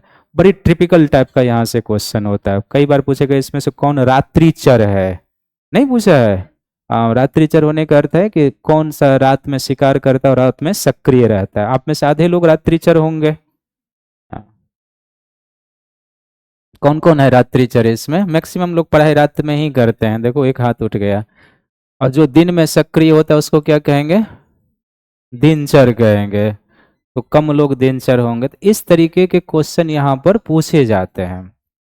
फिर यहाँ पर क्या पूछेगा कि अब देखो यहाँ पर होता क्या ना कि एक बहुत ही वर्सटाइल एरिया है जहां से क्वेश्चन बड़े टफ प्रकृति के होते हैं, लेकिन पकड़ा कैसे जा सकता है, किसको ध्यान में रखा जा सकता है। कई बार क्या होता है, हम लोग जब IUCN के बारे में पढ़ेंगे तो IUCN के द्वारा प्रजातियों का एक रेड लिस्ट निकाला जाता है। रेड डाटा लिस्ट कहते हैं, जिसमें फ्लोरा और फौना दोनों होता है। अगर उस रेड डेटा लिस्ट में कोई भारतीय जीव जंतु आ गया, कोई वनस्पति आ गए, तो आपके एग्जाम के लिए उपयोगी बन जाता है। प्रश्न वहां से पूछता क्या है या क्या पूछ सकता है, जैसे IUCN का जो रेड डाटा लिस्ट होता है उसमें प्रजातियों को 9 कैटेगरी में रखा जाता है। प्रश्न 3 जगह से बनेंगे। एक, अगर कोई प्रजाति ऐसा है जो वनरेबल है, सुभेद्य है, तो 2 4 5 ऑप्शन दे देंगे और पूछते हैं कि बताइए इसमें से कौन वनरेबल है। अगर कोई संकटग्रस्त है तो उसमें 2 4 ऑप्शन दे देंगे, पूछेंगे बताइए कि इसमें से कौन जो है संकटग्रस्त है। उसमें भी कोई क्रिटिकली इंडेंजर्ड है तो 2 4 ऑप्शन, बताइए इसमें से कौन क्रिटिकली इंडेंजर है। टू टफ क्वेश्चन होता है, ये करना कठिन होता है, क्योंकि तभी आप इसको पकड़ पाएंगे जब आप करंट में उसको जान रहे हैं। पर प्रश्न वहीं से आते हैं। अब पूछ एक बार ऑप्शन दिया और पूछता है कौन बेंगल डांस करता है, पूछा है ना जी, बेंगल डांस। अब इस तरह के मेरे कहने का मतलब इस तरह के प्रश्न के पीछे भागिएगा मत। पीछे इस बार पूछा बेंगल डांस कौन करता है, अगले बार पूछेगा कौन कथक करता है, तो आप वो थोड़े पकड़ पाएंगे। तो प्रश्न यहां से होना तय है, इसमें कोई दो राय नहीं है। कुछ ऐसे प्रश्न होते हैं जो करंट बेस्ड हैं तो आप उसको पकड़ पाएंगे, वरना ऐसे प्रश्न को एस्केप करने की भी जरूरत है। अगर ना जानकारी हो तो एस्केप करके निकल जाइए आप यहाँ से। तो 1 2 क्वेश्चन यहाँ से फिक्स है, होना ही है प्रजाति विशेष। 5वां जो एरिया क्वेश्चन का बनेगा यहाँ से वो हो जाएगा जो पर्यावरण और पारिस्थितिकी का आप कहेंगे, तो जो बेसिक समझ का होता है ना, बेसिक या आधारभूत समझ, बेसिक या आधारभूत, बेसिक या आधारभूत समझ पर आधारित, समझ पर है ना, तो इस पर आधारित होगा। 6ठा जो एरिया बनता है वो क्या हो जाएगा, समसामयिकी से कुछ प्रश्न होते हैं, समसामयिकी से, और या उससे इंटरलिंक करके पूछ सकता है। और 7वां कुछ ऐसे प्रश्न होते हैं जो सूचनात्मक होते हैं, फैक्चुअल जिसको आप कहते हैं, सूचनात्मक प्रश्न होते हैं। इससे बाहर की कैटेगरी का प्रश्न एनवायरनमेंट में नहीं होता है, तो आपको समझना इसी तरीके से है। तो कहने का अर्थ ये हुआ कि हर एक टॉपिक का हमारे पास सबसे पहले क्या समझ होनी चाहिए, बेसिक समझ होनी चाहिए। अभी एक टॉपिक को डिजाइन करेंगे तो आप समझेंगे। अब इसको इस तरह की समझिए कि हर एक टॉपिक की बेसिक समझ होनी चाहिए। अगर उससे कोई सूचनात्मक है तो वो हो जाए, उससे अगर करंट बनता है तो वो हो जाए। इस तरीके से अगर इन्वायरमेंट को ध्यान में रखेंगे तो 20 क्वेश्चन जैसे हमने कहा पूछता है, आप 16-17 प्रश्न करने की स्थिति में रहेंगे। मैं ये नहीं कहता कि 20 करने की आप स्थिति में रहेंगे, क्योंकि 1 2 क्वेश्चन ऐसे जरूर होंगे जो बहुत पढ़ने के बाद भी जाएंगे तो कुछ लगेगा कि वो नया ही है। और ये हर एक वर्ष होता है, कोई आप ही के साथ होगा ऐसा नहीं है, वो हर एक साल होता है। लेकिन इस तरीके से अगर हम चलें कि हाँ लेजिस्लेशन ज़्यादा महत्वपूर्ण है, कौन कौन सा एरिया है, इससे क्या हुआ ना कि हम कोर एरिया पकड़ सकते हैं कि हाँ ये चीज़ें हमें पढ़ने की ज़रूरत है। तो जब भी आप ध्यान में पढ़ेंगे अपने से भी कुछ ऐसा, अगर कोई अभी के समय में कोई राष्ट्रीय अंतर्राष्ट्रीय संगठन जो पर्यावरण से संबंधित है चर्चा में, उसको क्या कर लेना है, ध्यान में रख लेना है। अगर कोई राष्ट्रीय अंतर्राष्ट्रीय संगठन है जो पर्यावरण संरक्षण या किसी कारण से चर्चा में, उसके ऊपर जानकारी रखनी है। संरक्षण क्षेत्र बहुत सारा है, बट करंट में चर्चा में है, क्यों है, कहाँ है, उसको ध्यान में रखना है। प्रजाति विशेष अगर कोई करंट में चर्चा में है, उसको ध्यान में रखना है। बेसिक आधारभूत समझ होनी ही चाहिए, अगर उससे कुछ समसामयिकी लिंक हुआ तो। और कुछ प्रश्न ऐसे होते हैं जो सूचनात्मक होते हैं। बेंगल डांस हमने क्या कहा, ये फैक्चुअल है कि अब मधुमक्खी बेंगल डांस करेगा या कौन करेगा, ये एक सूचना आधारित क्वेश्चन हो गया। पता है तो कीजिए, नहीं पता है तो छोड़ दीजिए। लेकिन अगर ऊपर के किसी भी सेगमेंट पर क्वेश्चंस पूछा गया है तो फिर आप समझ गए हैं तो उसको कर सकते हैं आराम से। क्लियर है? बढ़ें आगे। तो ये है, अब है कि हमारा अध्ययन का स्रोत क्या होना चाहिए। अध्ययन के स्रोत एवं तरीके, पद्धति है ना। तो अध्ययन के स्रोत और तरीके में सबसे पहले आपको जो क्लास नोट्स हम लोग करेंगे उसको आप फंडामेंटल बनाइएगा, है ना। छोटी से लेके बड़ी चीजें तक। मैं इतना कहता हूँ कि जब जो टॉपिक हम चर्चा करेंगे आज तक के डेट में, जिस दिन वो टॉपिक होगा उसका करंट हम आपके साथ ऐड कर लेंगे। कोई भी ऐसा टॉपिक नहीं होगा जिसमें करंट हम छोड़ देंगे, सारा उस दिन तक हम करा देंगे। उसके बाद यदि कुछ होगा तो फिर वो अपडेट करना किसका काम होगा, आपका काम होगा। मान लो कल को हमने वेटलैंड पढ़ाया, कल को वेटलैंड खत्म हो गया और परसों भारत के 4 आर्द्रभूमि और रामसर साइट में शामिल हो गए, तो फिर आप ये थोड़े कहेंगे सर आप 4 रामसर साइट पढ़ाओ। वो किसका काम होगा, आपका काम होगा। पेपर मैगजीन से पढ़ के उसको अपडेट कर रहे हैं। तो बेसिक जो स्रोत होगा क्लास नोट्स। दूसरा आपको बुकलेट मिला है, वो भी अच्छा है। बुकलेट को ध्यान से पढ़ना। बुकलेट का जितना भी इंडेक्स पेज है ना, वो मेरा ही बनाया हुआ है कि क्या क्या जाना चाहिए नोट्स में। वो इंडेक्स पेज मेरा बनाया हुआ है कि हाँ इतने टॉपिक से संबंधित मटेरियल उसमें जाना चाहिए। तो उसको आप जरूर पढ़िएगा, ठीक ठाक स्थिति में होगा बुकलेट वो। तीसरा एनसीईआरटी जो है सो 2 आपको ध्यान में रखना है।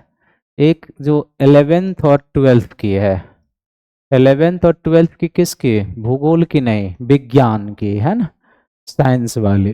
तो विज्ञान की जो एनसीईआरटी है इसको ध्यान में रखेंगे। यहाँ से कुछ ऐसे टॉपिक हैं जहाँ से यूपीएससी ने पीटी में डायरेक्ट क्वेश्चन पिक किया है, इसको खूब अच्छे से देखेंगे। हालांकि पढ़ेंगे तो इस एनसीईआरटी का भी कंटेंट किताब में आपके क्लास नोट्स में आ जाएगा।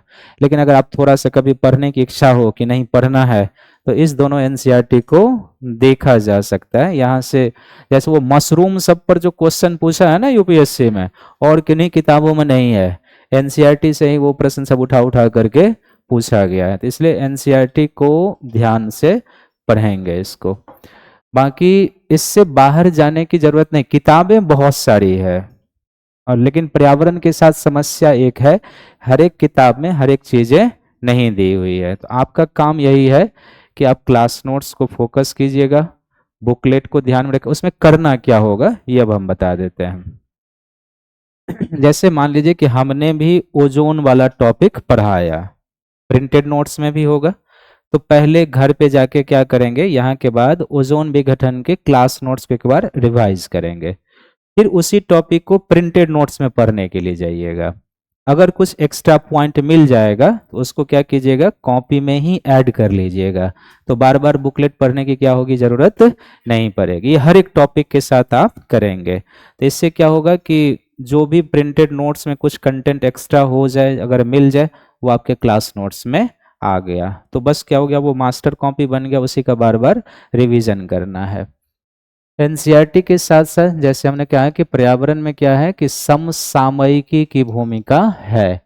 तो जैसे जैसे आप जाएंगे आगे, अगर किसी टॉपिक से रिलेटेड कोई समसामयिकी हुई, उसको उसी काल पढ़ के अपने क्लास नोट्स में क्या कर लेना है, ऐड कर लीजिए। टालना नहीं है कि ठीक है कल पढ़ लेंगे, इसको लिख लेंगे, नहीं, वो आपका टलाते जाएगा। आज हुई, पेपर में पढ़ा, मैगजीन में पढ़ा, आज ही कभी टाइम निकाल के पॉइंट फॉर्म में उसको पढ़ के लिख लेंगे। सबसे महत्वपूर्ण जो जरूरी चीजें हैं वो क्या होती है, रिवीजन, है ना। रिवीजन करना, बार बार रिवीजन करना। अभी जैसे मान लीजिए कि हम लोग पर्यावरण लगभग 60-65 घंटे में कवर करते हैं। अगर 2 घंटे की क्लास होगी तो 30 दिन जाएगी, 2.5 घंटे की होती है तो लगभग 25-26 दिन फिर भी जाएगा। अभी से लेके प्रीलिम्स तक, जिनको भी 2026 में प्रीलिम्स देना है, कोशिश ये करना है कि कम से कम एनवायरमेंट्स के नोट को 2-3 बार, मतलब क्लास के बाद कम से कम 2-3 बार और रिवाइज कर जाना है। 2-3 बार आप रिवाइज कर जाएंगे, मैं इतना जरूर आश्वस्त कर दूंगा कि आप 15-16 क्वेश्चन आराम से बनाएंगे, उसमें आपको कोई दिक्कत नहीं होगी। रिवीजन बहुत ज़रूरी है, उसको ध्यान में रखेंगे। और रिवीजन करने के साथ साथ क्या करना है कि प्रैक्टिस करना है आपको। तो प्रैक्टिस करना किस चीज़ का है, PYQS का, है ना। जैसे हम भी सारा PYQS पर्यावरण का दिखा देंगे आपको, टॉपिक वाइज जैसे जैसे टॉपिक होगा फिर वो क्वेश्चन लाएंगे। तो PYQS आपको देखना है, PT का भी और मेंस का भी। और 7वां थोड़ा बहुत जो टेस्ट होता है, तो टेस्ट देना है आपको, है ना, टेस्ट देना है। चाहे वो क्लास टेस्ट हो या आप टेस्ट सीरीज दे रहे होंगे तो टेस्ट देना। देखिए टेस्ट जो आप देते हैं ना, इसका उद्देश्य आप ये मत सोचिएगा कि वही क्वेश्चन एग्जाम में आ जाएगा, बात समझा ना। कभी भी ये संभव नहीं है कि जो आपने टेस्ट दिया वही एग्जाम में आ जाएगा। वो कुछ मिल जाएगा, ऐसा हो सकता है, लेकिन ये नहीं। मैक्सिमम लोग समझते हैं कि अब टेस्ट पर ही सारा काम बन जाएगा।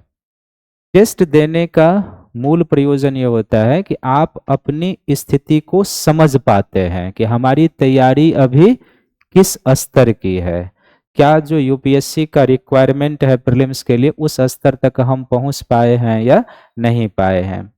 जैसे मान लीजिए कि यूपीएससी के प्रीलिम्स में मान लीजिए उदाहरण के लिए कि 90 नंबर कट ऑफ जा रहा है, तो अगर टेस्ट में आपको 80 नंबर आ रहा है, 85 नंबर आ रहा है, तो आप समझिए कि आप रिजल्ट में हैं।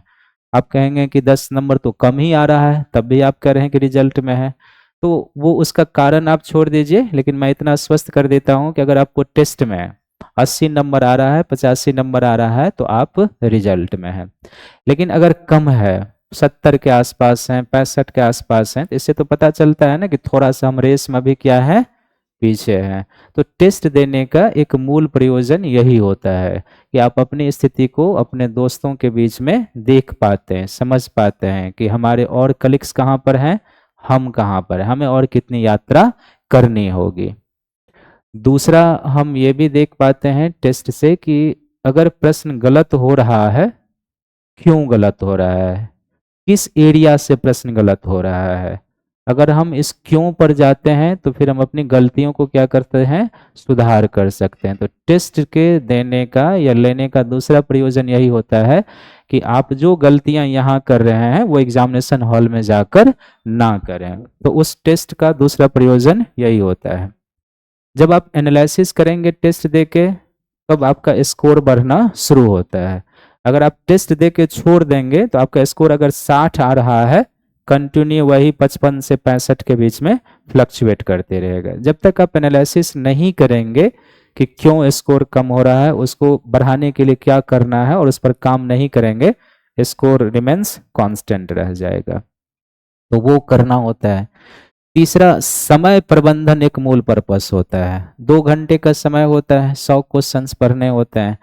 अब मान लीजिए आपको अगर 75 क्वेश्चन अटेम्प्ट लेने हैं, तो 1 से 75 तक तो नहीं ले लेंगे, 100 क्वेश्चन पढ़ेंगे ना जी। तो 100 क्वेश्चन पढ़ के 2 घंटा में उसको एमआर शीट पर भरना भी एक चुनौती है। अगर आप यहाँ 2 घंटे में नहीं, आपको कुल मिला के 1 घंटा 55 मिनट मिलेगा। अगर एग्जामिनर अच्छा रहेगा तो वो सिग्नेचर उग्नेचर पहले करा लेता है, और अगर थोड़ा सा वो बकलोल टाइप का होगा तो बीच में आएगा डिस्टर्ब करने के लिए कि अटेंडेंस शीट बनाइए आप, बीच में ही आता है। नहीं, कई बार क्या होता है ना कि पहले करा लेते हैं लोग कि चलो इनको 2 घंटा पूरा मिल जाए, तो बीच में ही आएगा, तो 5 मिनट 7 मिनट वो भी ले जाएगा। तो एक तो आप ये समझिए कि फिर 1 घंटा 55 मिनट में आप कर पाते हैं या नहीं। अगर आप यहाँ कर पाएंगे वहां भी होगा, यहाँ नहीं कर पाएंगे वहां भी नहीं होगा। कई बार देखते होंगे कि जब एग्जाम देख के लोग निकलते हैं, कहते हैं यार मेरा 5-7 कलर करना छूट गया, अंदर से हमारा सीट खींच लिया, तो खींच लिया, वो तुम्हारा ही ना खींचा भाई, दूसरे का तो नहीं खींचा। तो इसका अर्थ है ना कि कमी उसमें नहीं है, कमी आप में थी कि आप 2 घंटे में उस पेपर को कवर नहीं कर पाए। और ऐसा इसलिए हुआ कि उस प्रोसेस से कभी गुजरे नहीं, पेपर घर पे लेके चले गए और एक पेपर जो 2 घंटे में बनने चाहिए उसको 10 घंटे में बना रहे हैं, 10 क्वेश्चन एक बार बनाया फिर दोस्तों से बात कर रहे हैं, तो आदत तो वही है। तो वो भी बहुत ज़रूरी है। और कुछ जो टेक्निकल गलतियां होती है ना, कई बार कलर करना होता है ए तो हो जाता है सी, ऐसा होता है ना। तो आप जितना ओएमआर शीट पर प्रैक्टिस करेंगे उतना ही आपकी वो कॉमन एरर क्या होते जाएंगे, कम होते जाएंगे। टेस्ट का मूल पर्पस यही होता है, विद्यार्थी समझ लेता है कि टेस्ट देने जा रहे हैं वही क्वेश्चन एग्जाम में आ जाएगा, बहुत हद तक ये संभव नहीं होता है, ये बात हमेशा ध्यान में रखेंगे। टेस्ट आपके जो एक कहते हैं ना कि मानसिक स्तर पर भी आप कितने तैयार हैं, प्रेशर हैंडल करने की कितनी आप में क्षमता है। एक बहुत सारे लोगों को एग्जामिनेशन हॉल का डर हो जाता है, गए और वहां पर प्रेशराइज हो गए और गलती करना आप शुरू कर देते हैं। तो मानसिक स्तर पर भी तैयार होने की जरूरत है। उसके लिए क्या जरूरत है कि 100-200 लोगों 500 लोगों के बीच बैठ के पेपर हल करना, उसका एक अलग प्रेशर हो जाता है। घर पे आप जाएंगे, क्या दिक्कत है बाद में बना लेंगे, लेकिन यहाँ जब अगल बगल में वो पेज खरखराते रहेगा, कोई ओएमआर शीट भरते रहेगा, कोई कुछ करते रहेगा, तो आपके ऊपर प्रेशर माउंट होता है। उस प्रेशर को हैंडल करना भी इसका एक पर्पस होता है।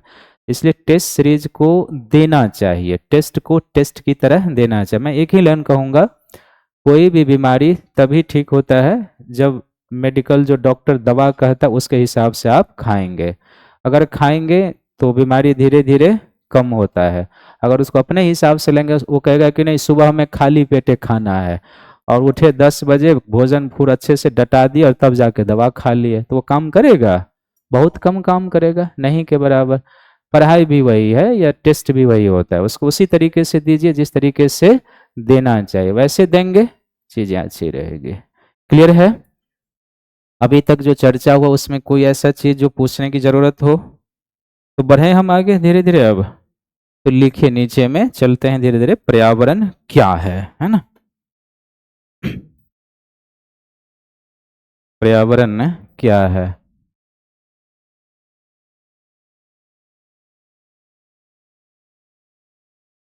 पर्यावरण क्या है या पर्यावरण की अवधारणा क्या है, ये हमें देखना है ना। एक छोटा सा पाठ है, बहुत लंबा नहीं है। हम इसे पर्यावरण की अवधारणा को दो तरीके से समझेंगे। एक इसका जनरल अर्थ हम ले लेंगे कि सामान्य अर्थ क्या होगा, कि किसी भी आदमी को अगर समझाना हो कि पर्यावरण क्या है तो हम उसे किस तरीके से समझाएं जो पढ़ा लिखा नहीं है ना। लेकिन अगर हम तकनीकी अर्थों में जाएंगे तो तकनीकी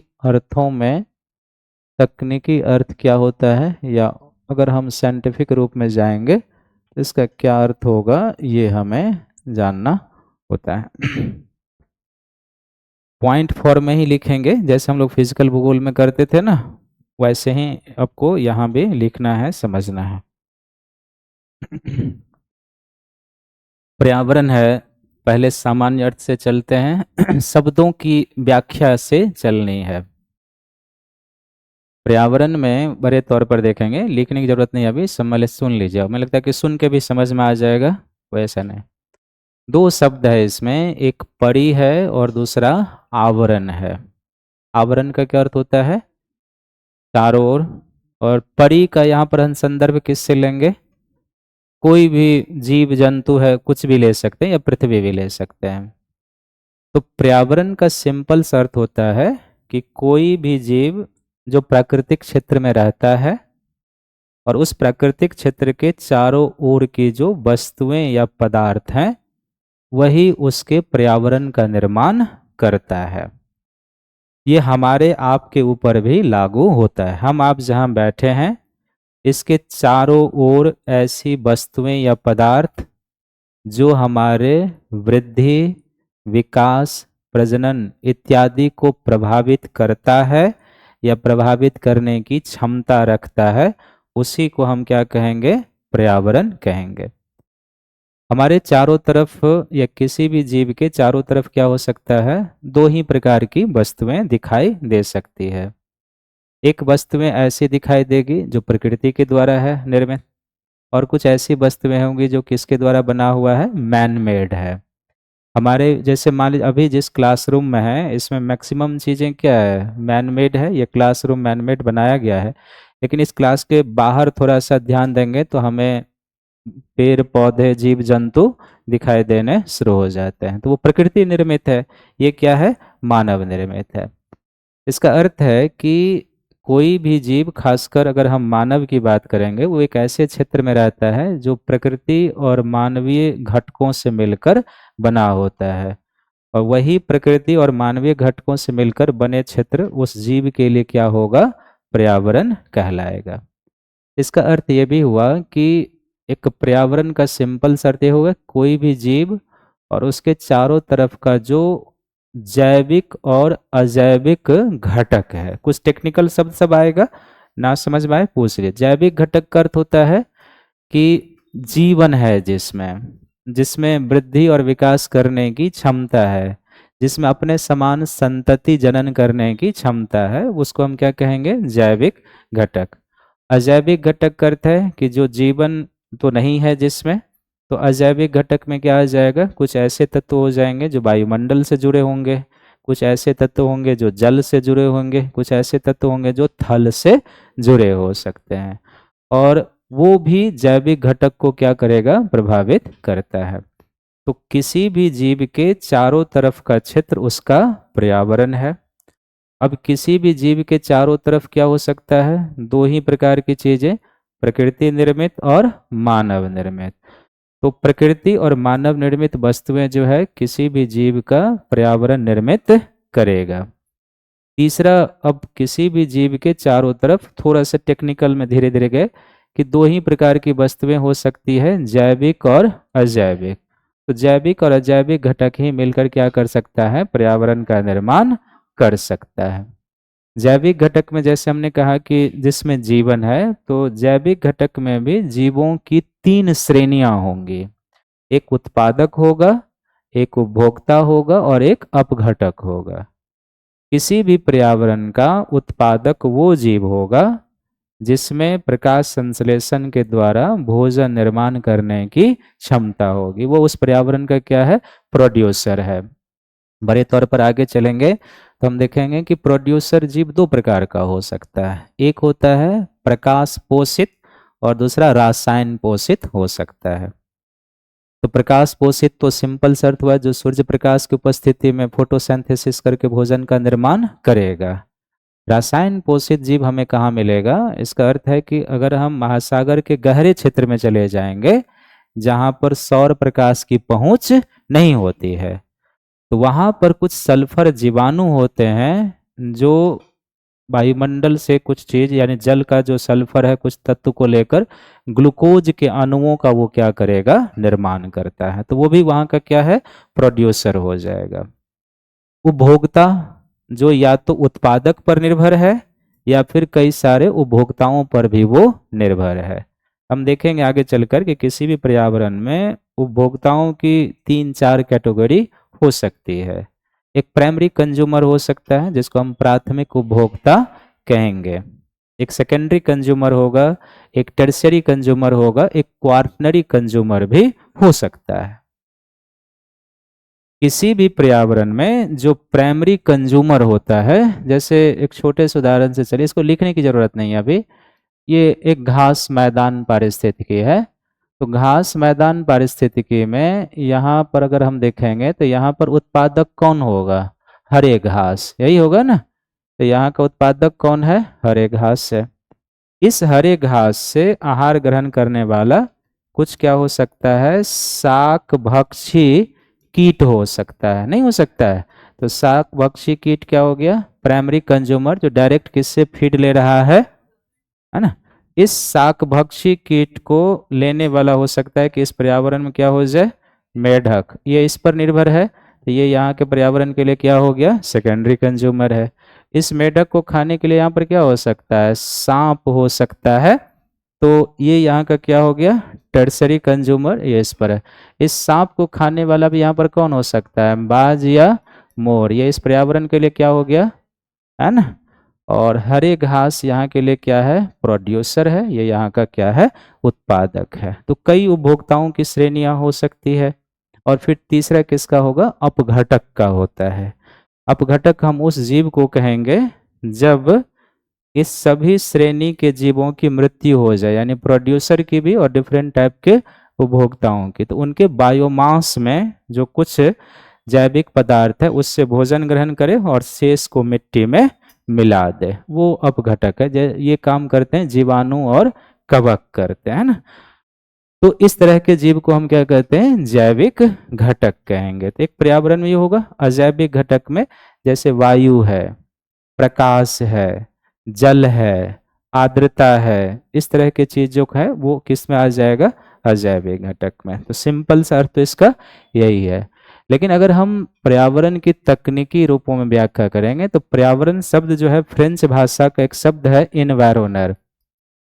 ये फ्रेंच भाषा के इन्वायरोनर शब्द से निकला हुआ है। और फ्रेंच भाषा के इन्वायरोनर शब्द का भी अर्थ यही होता है, चारों ओर से घिरा हुआ या चारों ओर से आवृत होना होता है। घिरा हुआ या आवृत होना है तो यहाँ पर अब तीन प्रश्न उत्पन्न होता है इसमें। एक, क्या घिरा हुआ है, कहाँ घिरा हुआ है, किससे घिरा हुआ है। क्या घिरा हुआ है, कोई भी जीव हो सकता है, वो हम आप भी हो सकते हैं, एक प्लांट भी हो सकता है, एक कोई स्पीसीज हो सकता है, तो कोई भी जीव इसमें आ जाएगा। कहाँ घिरा हुआ है, पृथ्वी पर। हम लोग कहाँ पर हैं, पृथ्वी पर, तो वो पृथ्वी पर है। और किससे घिरा हुआ है, तो जैविक अजैविक घटक से। किसी भी जीव के चारों तरफ क्या है, या तो बायोटिक कंपोनेंट है या एबायोटिक कंपोनेंट। जैसे इसी क्लास में आप जहाँ बैठे हुए हैं उसके चारों तरफ आपके फ्रेंड बैठे हैं, दे आर बायोटिक कंपोनेंट। जिस टेबल पर आप बैठे हैं वो क्या है, एबायोटिक है। जो आप सांस ले रहे हैं वो क्या है, एबायोटिक है। तो दोनों चीजें हैं यहाँ पे, एक हमारे वृद्धि और विकास को प्रभावित करने वाले जैविक घटक भी हैं और अजैविक घटक भी हैं। तो किससे कोई जीव घिरा है, जैविक और अजैविक घटक से। तो कुल मिलाकर के अर्थ निकलता है, एक पर्यावरण का निर्माण जैविक और अजैविक घटकों से मिलकर होता है। जैविक घटक में जीव की तीन श्रेणियां, उत्पादक, उपभोक्ता, अपघटक। और अजैविक घटक में हम दो भागों में इसको रख लेते हैं, एक क्लाइमेटिकल फैक्टर और एक इफेडिक फैक्टर। इफेडिक फैक्टर का अर्थ है कि ऐसा फैक्टर जो मृदा से संबंधित है, दैट इज कॉल्ड इफेडिक फैक्टर। इफेडिक फैक्टर में क्या हो सकता है, मिट्टी हो जाएगा, उसका पीएच मान हो जाएगा, उसमें जो मिनरल सब उपस्थित है वो हो जाएगा। और क्लाइमेटिकल फैक्टर में क्या हो जाएगा, तापमान, वर्षा, सूर्य का प्रकाश, पवन, वायु दाब, आर्द्रता, यही होगा। और विभिन्न गैसेज जो हैं वो हो जाए। ये पर्यावरण के क्या है, अजैविक घटक है, एबायोटिक कंपोनेंट। अभी हम ये लिखाएंगे नहीं, लिखाएंगे आपको पारिस्थितिक तंत्र में चर्चा कर दिए हैं। तो अर्थ समझ में आ गया क्या है, तो आप लिखिए इस तरफ सामान्य अर्थ में। पॉइंट वाइज ही लिखेंगे। पहला पॉइंट लिखेंगे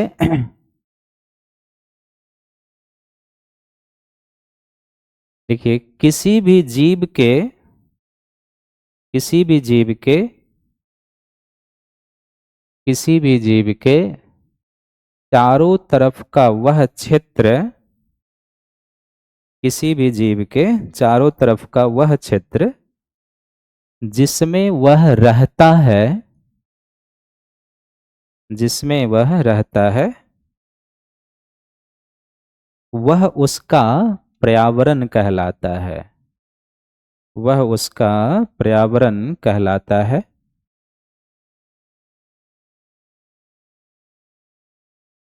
वह उसका पर्यावरण कहलाता है। दूसरा पॉइंट, थोड़ा सा और आगे बढ़ जाएंगे उसी में। लिखिए, किसी भी जीव के चारों तरफ का वह क्षेत्र, किसी भी जीव के चारों तरफ का वह क्षेत्र, चारों तरफ का वह क्षेत्र जिसमें उसके वृद्धि विकास, जिसमें उसके वृद्धि विकास को प्रभावित करने वाले कारक, वृद्धि विकास को प्रभावित करने वाले कारक उपस्थित हों, कारक उपस्थित हों, उसे उस जीव का, उसे उस जीव का, उसे उस जीव का पर्यावरण कहते हैं, उसे उस जीव का पर्यावरण कहते हैं। उसी में आगे बढ़ते हुए उसी पॉइंट में, लेकिन किसी भी जीव के चारों तरफ, चारों तरफ, किसी भी जीव के चारों तरफ या तो प्राकृतिक, चारों तरफ, या शब्द नहीं लिखेंगे, चारों तरफ प्राकृतिक और मानव निर्मित, प्राकृतिक और मानव निर्मित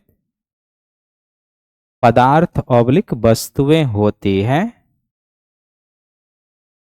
प्राकृतिक और मानव निर्मित पदार्थ ऑब्लिक वस्तुएं होती हैं जिनसे पर्यावरण का निर्माण होता है, जिनसे पर्यावरण का निर्माण होता है, जिनसे पर्यावरण का निर्माण होता है, अर्थात एक पर्यावरण का निर्माण, अर्थात एक पर्यावरण का निर्माण जैविक, अर्थात एक पर्यावरण का निर्माण जैविक एवं अजैविक, एक पर्यावरण का निर्माण जैविक एवं अजैविक घटकों से मिलकर होता है, जैविक एवं अजैविक घटकों से मिलकर होता है। ठीक है, तकनीकी तरफ में आ जाएंगे।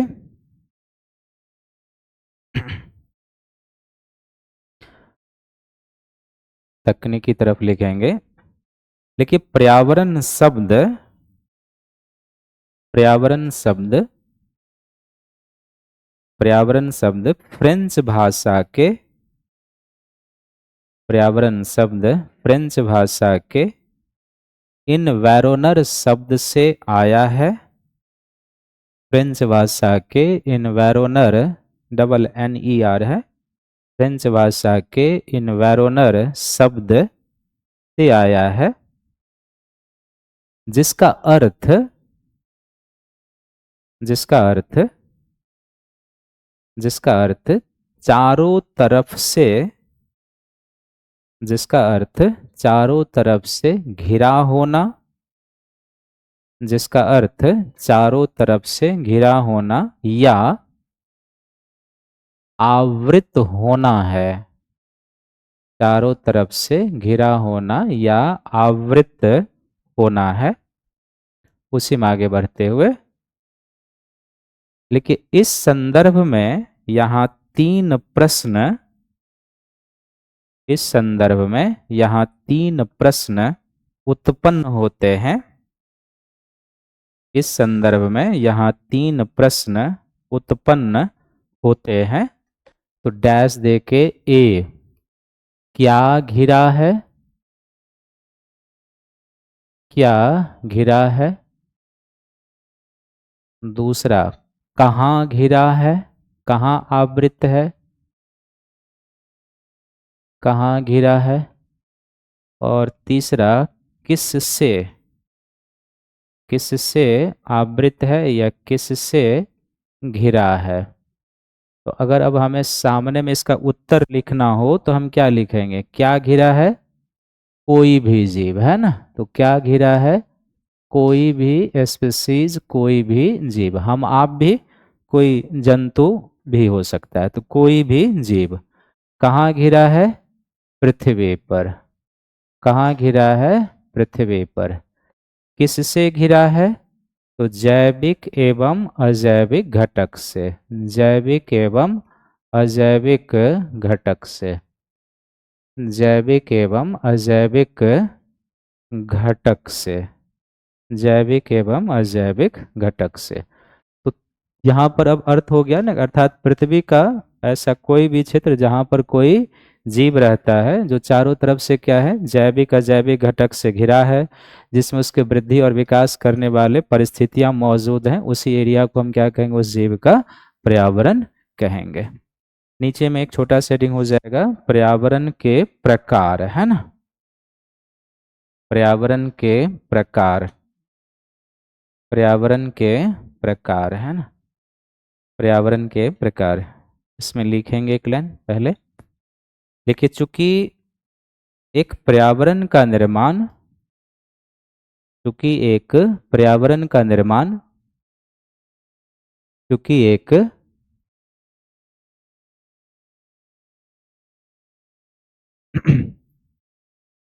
चूंकि एक पर्यावरण का निर्माण प्राकृतिक एवं मानवीय घटकों से,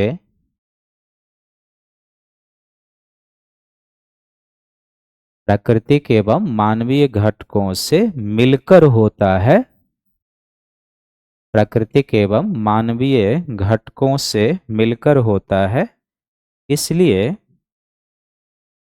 इसलिए बड़े तौर पर, इसलिए बड़े तौर पर, इसलिए बड़े तौर पर पर्यावरण को दो प्रकारों में, इसलिए बड़े तौर पर पर्यावरण को दो प्रकारों में, दो प्रकारों में रखा जा सकता है,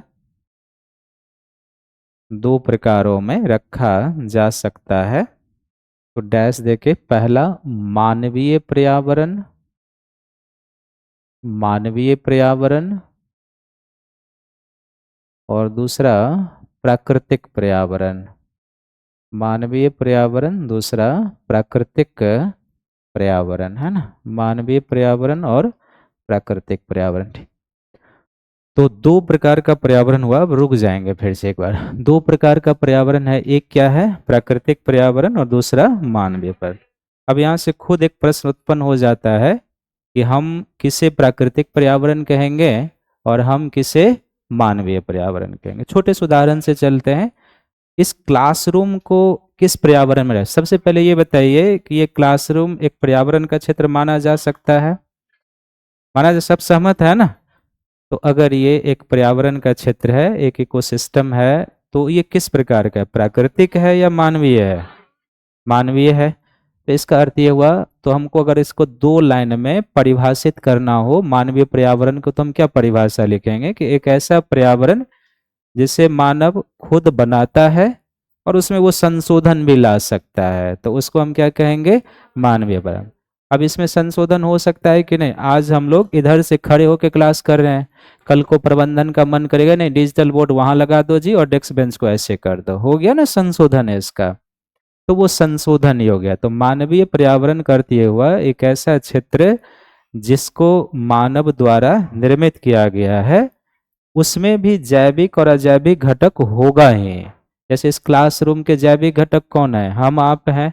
अजैविक घटक इसमें क्या है, यहाँ जो उपस्थित वायु है, जो ऑक्सीजन है, जो कार्बन डाइऑक्साइड जो हम इनहेल करते हैं या छोड़ते हैं, या ये जो इंफ्रास्ट्रक्चर है, ये इस पर्यावरण का क्या है, अजैविक घटक है। ऊर्जा भी है, किसी भी पर्यावरण का निर्माण बिना ऊर्जा के संभव होगा नहीं। यहाँ पर ऊर्जा क्या है, प्राकृतिक ना होके कृत्रिम है ना, लाइट जल रहे हैं, सब कुछ है, एनर्जी फ्लो है, तब ये इकोसिस्टम बना है। तो ये क्या हो गया, मानवीय पर्यावरण हो गया। आपका घर जो है, जो स्टडी रूम है, वो भी एक मानवीय पर्यावरण ही होगा, क्योंकि वहाँ आप रहते हैं, फिर उसमें सारी चीजें हैं, इंफ्रास्ट्रक्चर है, सब कुछ है ना, तो ये क्या है, एक मैनमेड इकोसिस्टम है। प्राकृतिक पर्यावरण का अर्थ ये होगा कि एक ऐसा क्षेत्र जो जैविक और अजैविक घटक से मिलकर बना जरूर है, परंतु मानवीय हस्तक्षेप एक सीमा के अंदर है, यानी उसमें बहुत मानवीय इंटरफेरेंस नहीं है, और अगर होता है तो फिर उसका प्रकृति दूसरे रूप में फीडबैक देती है। तो क्या एक नदी है, एक झील है, एक तालाब है, हम इसको प्राकृतिक पर्यावरण कह सकते हैं। महासागर है, हम इसे प्राकृतिक पर्यावरण कह सकते हैं। एक वन है, उसे प्राकृतिक पर्यावरण कह सकते हैं। तो नेचुरल इकोसिस्टम का अर्थ यह हुआ कि पृथ्वी के किसी भी क्षेत्र का ऐसा पर्यावरण जो जैविक और अजैविक घटक से मिलकर बना है, परंतु उसमें मानवीय हस्तक्षेप क्या है, एक सीमा क्या देने, यानी वो कर सकता है लेकिन वो लिमिट को क्रॉस नहीं करेगा। तो ऐसे क्षेत्र को हम क्या कहेंगे? प्राकृतिक पर्यावरण का क्षेत्र कहेंगे। तो 2 लाइन में हम लिख सकते हैं इसको। तो मानवीय पर्यावरण के सामने में लिखेंगे लिखिए वह पर्यावरण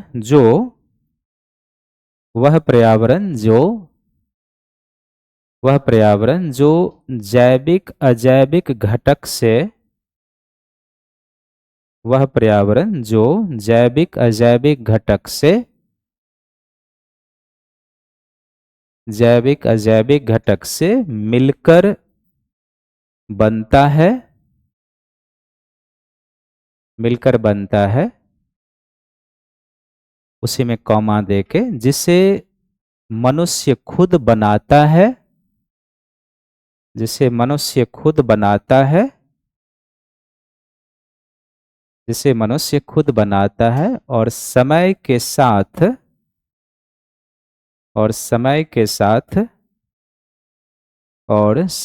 साथ उसमें संशोधन भी कर सकता है। समय के साथ उसमें संशोधन भी कर सकता है। उसे मानवीय पर्यावरण कहते हैं। उसे मानवीय पर्यावरण कहते हैं। उसे मानवीय पर्यावरण कहते हैं। जैसे क्लासरूम आप लिख सकते हैं, जैसे क्लासरूम, कक्षा रूम, है ना, जैसे क्लासरूम। प्राकृतिक पर्यावरण के नीचे में लिखेंगे लिखिए वह पर्यावरण, प्राकृतिक पर्यावरण में लिखिए वह पर्यावरण जो जैविक और अजैविक घटक से वह पर्यावरण जो जैविक और अजैविक घटक से मिलकर बनता है या मिलकर बना हो, जैविक और अजैविक घटक से मिलकर बना हो, परंतु मानवीय हस्तक्षेप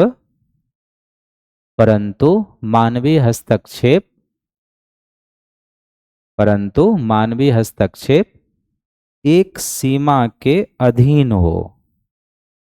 परंतु मानवीय हस्तक्षेप एक सीमा के अधीन हो तो उसे प्राकृतिक पर्यावरण कहते हैं।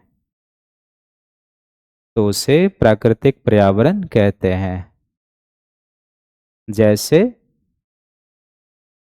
पर्यावरण कहते हैं, जैसे महासागर, झील, नदियां इत्यादि।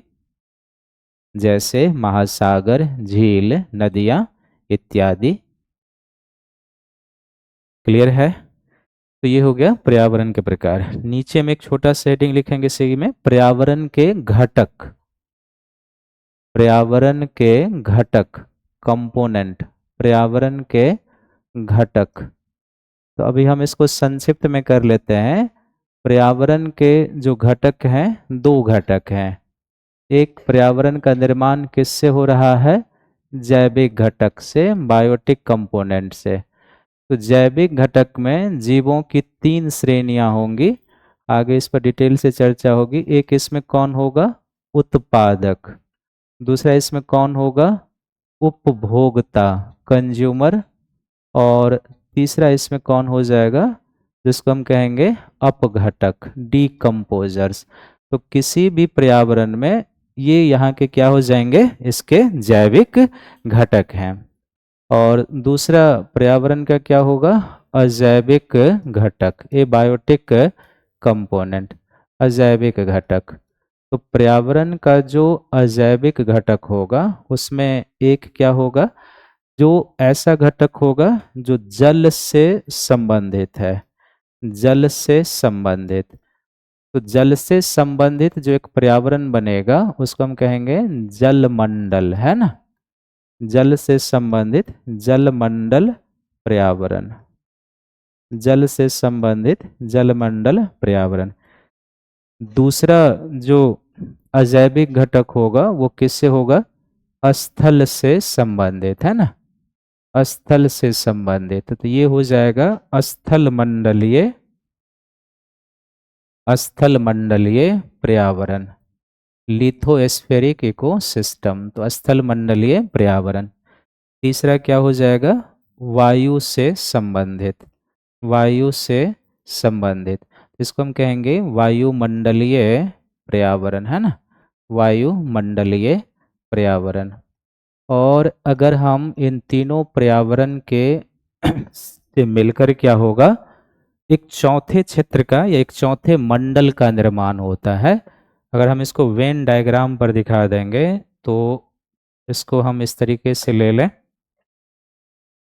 इसको आप मान लीजिए कि ये स्थल मंडल है, लिथोस्फीयर है, ये क्या हो जाए, जल मंडल है, हाइड्रोस्फीयर, इसको हम क्या ले लेंगे, वायुमंडल। इन तीनों के को एग्जिस्टेंस का जो एरिया होता है उससे एक चौथे मंडल का निर्माण होता है, जिसको हम लोग क्या कहते हैं, जैव मंडल, यानी कि बायोस्फीयर कहते हैं इसको। तो जैव मंडल बायोस्फीयर कहेंगे, जैव मंडल हो जाएगा।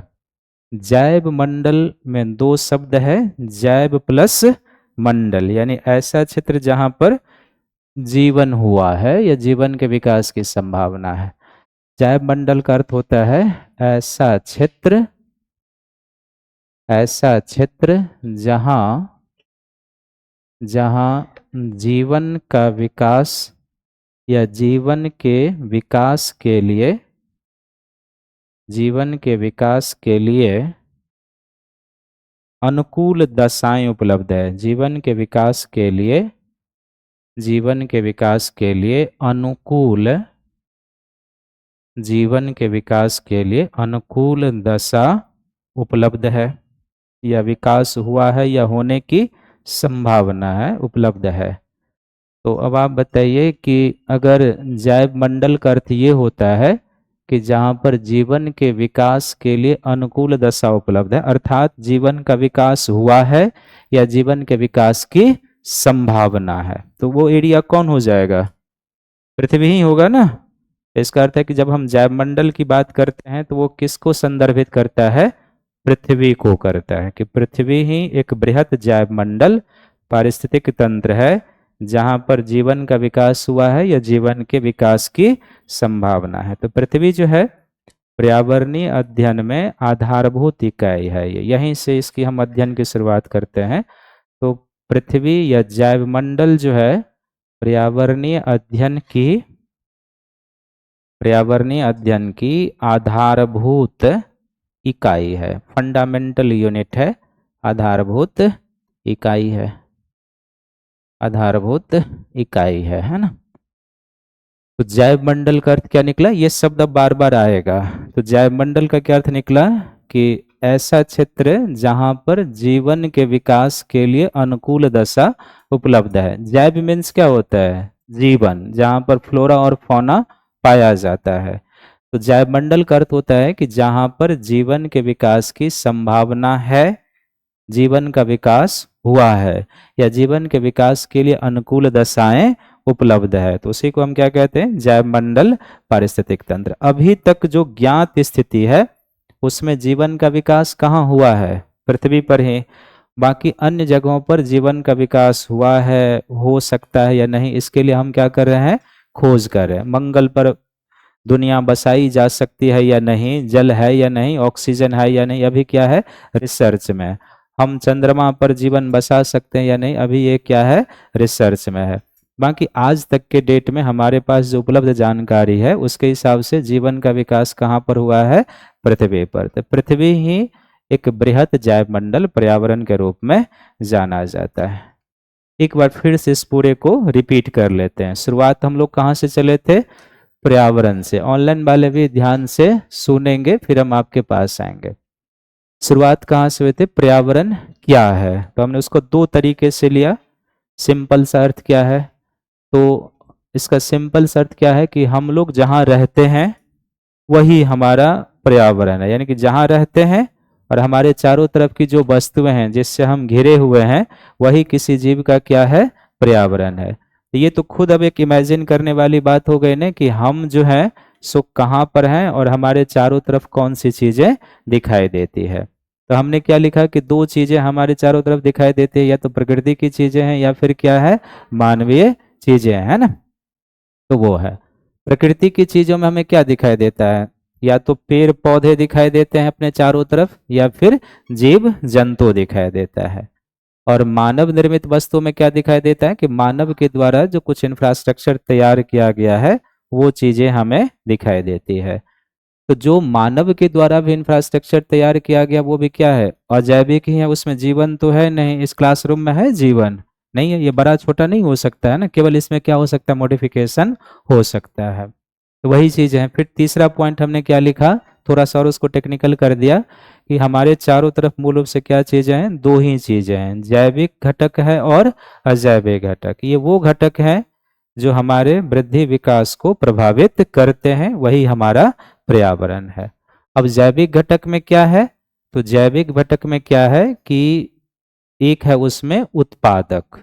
उत्पादक कहने का क्या अर्थ है कि जो जीव ऐसा है जिसमें भोजन बनाने की क्षमता है, प्रकाश संश्लेषण करे और उसके द्वारा वो क्या करे, भोजन का निर्माण करे, वो किसी भी पर्यावरण का क्या होगा, उत्पादक है। दूसरा क्या है, उपभोक्ता है, यानी कि जो आहार के लिए, जो भोजन के लिए या तो उत्पादक पर निर्भर है या फिर कुछ उपभोक्ताओं पर निर्भर है, वो उस पर्यावरण का क्या है, अपघटक, ये उपभोक्ता है।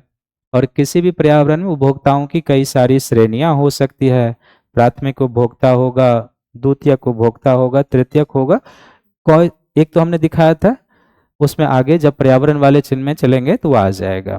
फिर हमने देखा अपघटक। अपघटक का अर्थ होता है वो जीव प्राकृतिक पर्यावरण का जो उत्पादक और उपभोक्ता की मृत्यु के बाद उसके बायोमास, यानी कि उसमें जो कार्बनिक पदार्थ है उससे कुछ आहार ग्रहण कर ले और बाकी चीजों को क्या कर दे, मिट्टी में मिला दे। तो वो किसी भी पर्यावरण का क्या है, जैविक घटक है। जैसे जीवाणु और कवक ये कार्य करते हैं। फिर हम लोग कहाँ पर आ गए, अजैविक घटक। अजैविक घटक का क्या अर्थ है कि ऐसा घटक जिसमें जीवन नहीं है। तो इसमें हमने कहा कि इसको हम दो भागों में रख सकते हैं। एक हो सकता है जलवायु संबंधी घटक और दूसरा क्या हो सकता है, मिट्टी संबंधी घटक हो सकता है। तो जलवायु संबंधी घटक में सौर प्रकाश है, तापमान है, वर्षा है, आर्द्रता है, पवन है, ये सारी चीजें हो जाएंगी। और दूसरा जो मिट्टी से संबंधित घटक है, तो मिट्टी है, उसका पीएच मान है, उसमें जो उपस्थित खनिज सब है जो पौधों को प्राप्त होगा, वहीं से फिर अन्य जीवों में जाएगा, तो उसको हम क्या कहेंगे, उसका अजैविक घटक कहेंगे। तो ये तो हो गया यहाँ पर। फिर हम क्या आगे तकनीकी तौर पर कि ये जो पर्यावरण है वो कहाँ से आया हुआ है, तो फ्रेंच भाषा का एक शब्द है इन्वायरनर से आया हुआ है, जिसका अर्थ क्या होता है, चारों तरफ से घिरा होना या आवृत होना है। तो वहां पर हमने कहा कि इससे तीन प्रश्न उत्पन्न होता है, क्या घिरा हुआ है, कहाँ पर घिरा हुआ है और किससे घिरा हुआ है। तो क्या घिरा हुआ में क्या उत्तर होगा, कोई भी जीव, कोई भी स्पीसीज हो सकता है। कहाँ पर घिरा है, तो ऑल ओवर वो कहीं पर है तो वो पृथ्वी ही है, पृथ्वी पर घिरा है। और फिर तीसरा क्या होता है, जैविक और अजैविक घटक से घिरा है। फिर हम लोग आगे किस पर, टाइप्स ऑफ इकोसिस्टम पर, यानी टाइप्स ऑफ एनवायरनमेंट पर। तो हमने देखा कि चूंकि पर्यावरण का जो निर्माण होता है वो दो घटक से है, मानवीय और प्रकृति। तो उसके हिसाब से हमने पर्यावरण को दो प्रकारों में रख लिया। अब है कि यहीं से खुद जब भी इसको पढ़ें तो सोचे कि आखिर हम प्राकृतिक पर्यावरण किसको कहेंगे और मानवीय पर्यावरण किसको कहेंगे। तो प्राकृतिक पर्यावरण का अर्थ मान क्या होगा कि वो पर्यावरण जिसे प्रकृति ने बनाया है। तो प्रकृति ने बनाया है तो प्रकृति पर्यावरण जैविक अजैविक घटक से मिलकर ही बनेगा, और वो ऐसा क्षेत्र होगा जिसमें मानवीय हस्तक्षेप एक सीमा के अधीन है। तो ऐसे क्षेत्र को हम प्राकृतिक पर्यावरण कहेंगे। और मैनमेड पर्यावरण का अर्थ हुआ कि वो भी बनेगा जैविक अजैविक घटक से, लेकिन वो बनाया किसके द्वारा है, मानव के द्वारा।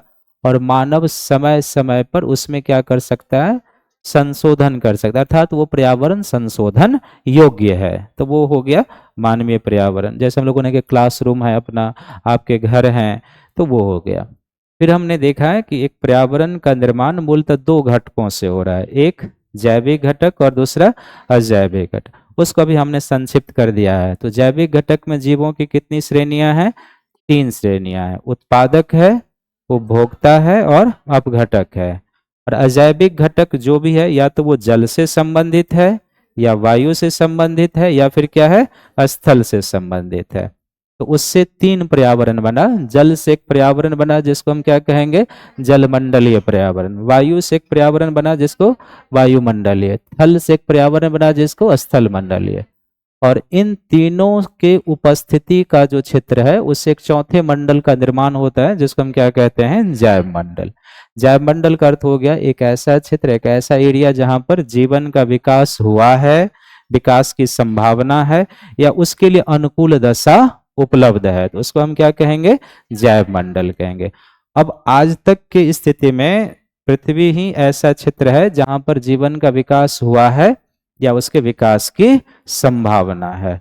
तो जब भी हम जैव मंडल शब्द का यूज करते हैं तो यह शब्द किसके लिए होगा, पृथ्वी के लिए होगा, कि पृथ्वी एक लार्ज स्केल का जैव मंडल पर्यावरण है जहां पर जीवन का विकास हुआ है और आगे भी इसके विकास की संभावना है। यहां तक क्लियर है? अब ऑनलाइन वाले, अगर आपको कोई डाउट है, कुछ पूछना है, कितने देर क्लास चलनी है, 2 ही घंटे?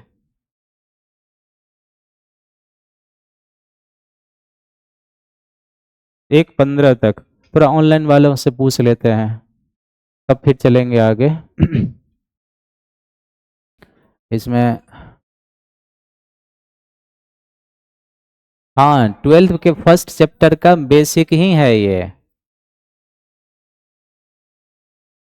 आप ऑनलाइन जितने भी लोग हैं, अगर आप हमारी बातों को ध्यान से सुनेंगे तो आपको पूछने की जरूरत नहीं पड़ेगी। फ्लोरा और फौना का अर्थ है वनस्पति और जंतु।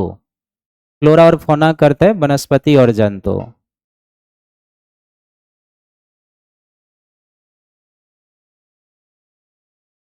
पीवाईक्यूएस के लिए कोई भी बुकलेट आप ले लेंगे।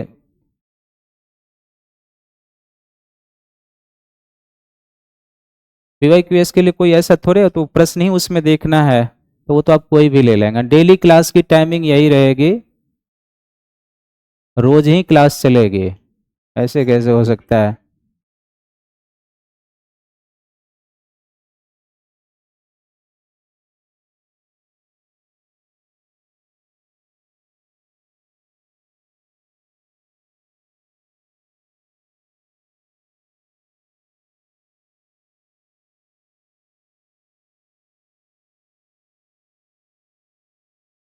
बुक कोई जरूरी नहीं है, आप क्लास नोट्स पर अच्छे से काम करेंगे तो आपका काम बन जाएगा।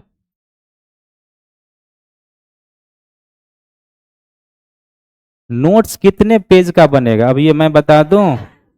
बताइए। समसामयिकी क्या है जी, बहुत सारे लोग पूछ रहे हैं। करेंट अफेयर्स जिसको आप कहते हैं, जो राष्ट्रीय अंतर्राष्ट्रीय घटनाक्रम है वर्तमान समय में जो हो रही है, उसी को हम समसामयिकी कहते हैं।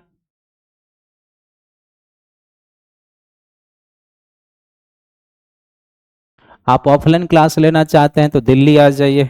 और कोई आप लोगों को कोई डाउट? तो ठीक है, आज हम लोग यहीं रुक जाते हैं। इसमें क्या है भैया, सर अगर हम अंतरिक्ष में चले जाएं तो उसके चारों तरफ का क्षेत्र पर्यावरण कहलाएगा? बिल्कुल। आप वहां जाएंगे, आप देखेंगे कि हायरार्की के स्तर पर पर्यावरण होगा। ब्रह्मांड खुद अपने आप में एक पर्यावरण है, चलेंगे तो आप देखेंगे। और ब्रह्मांड अगर खुद अपने आप में पर्यावरण है, 2 अर्थ तर्क है इसका, कि पर्यावरण एक सिद्धांतों पर चलेगा, ब्रह्मांड भी अपने सिद्धांतों पर चलता है, और ब्रह्मांड से बड़ा कोई पर्यावरण है ही नहीं, तो वो भी पर्यावरण है। ठीक है, थैंक यू, मिलेंगे कल यहीं से।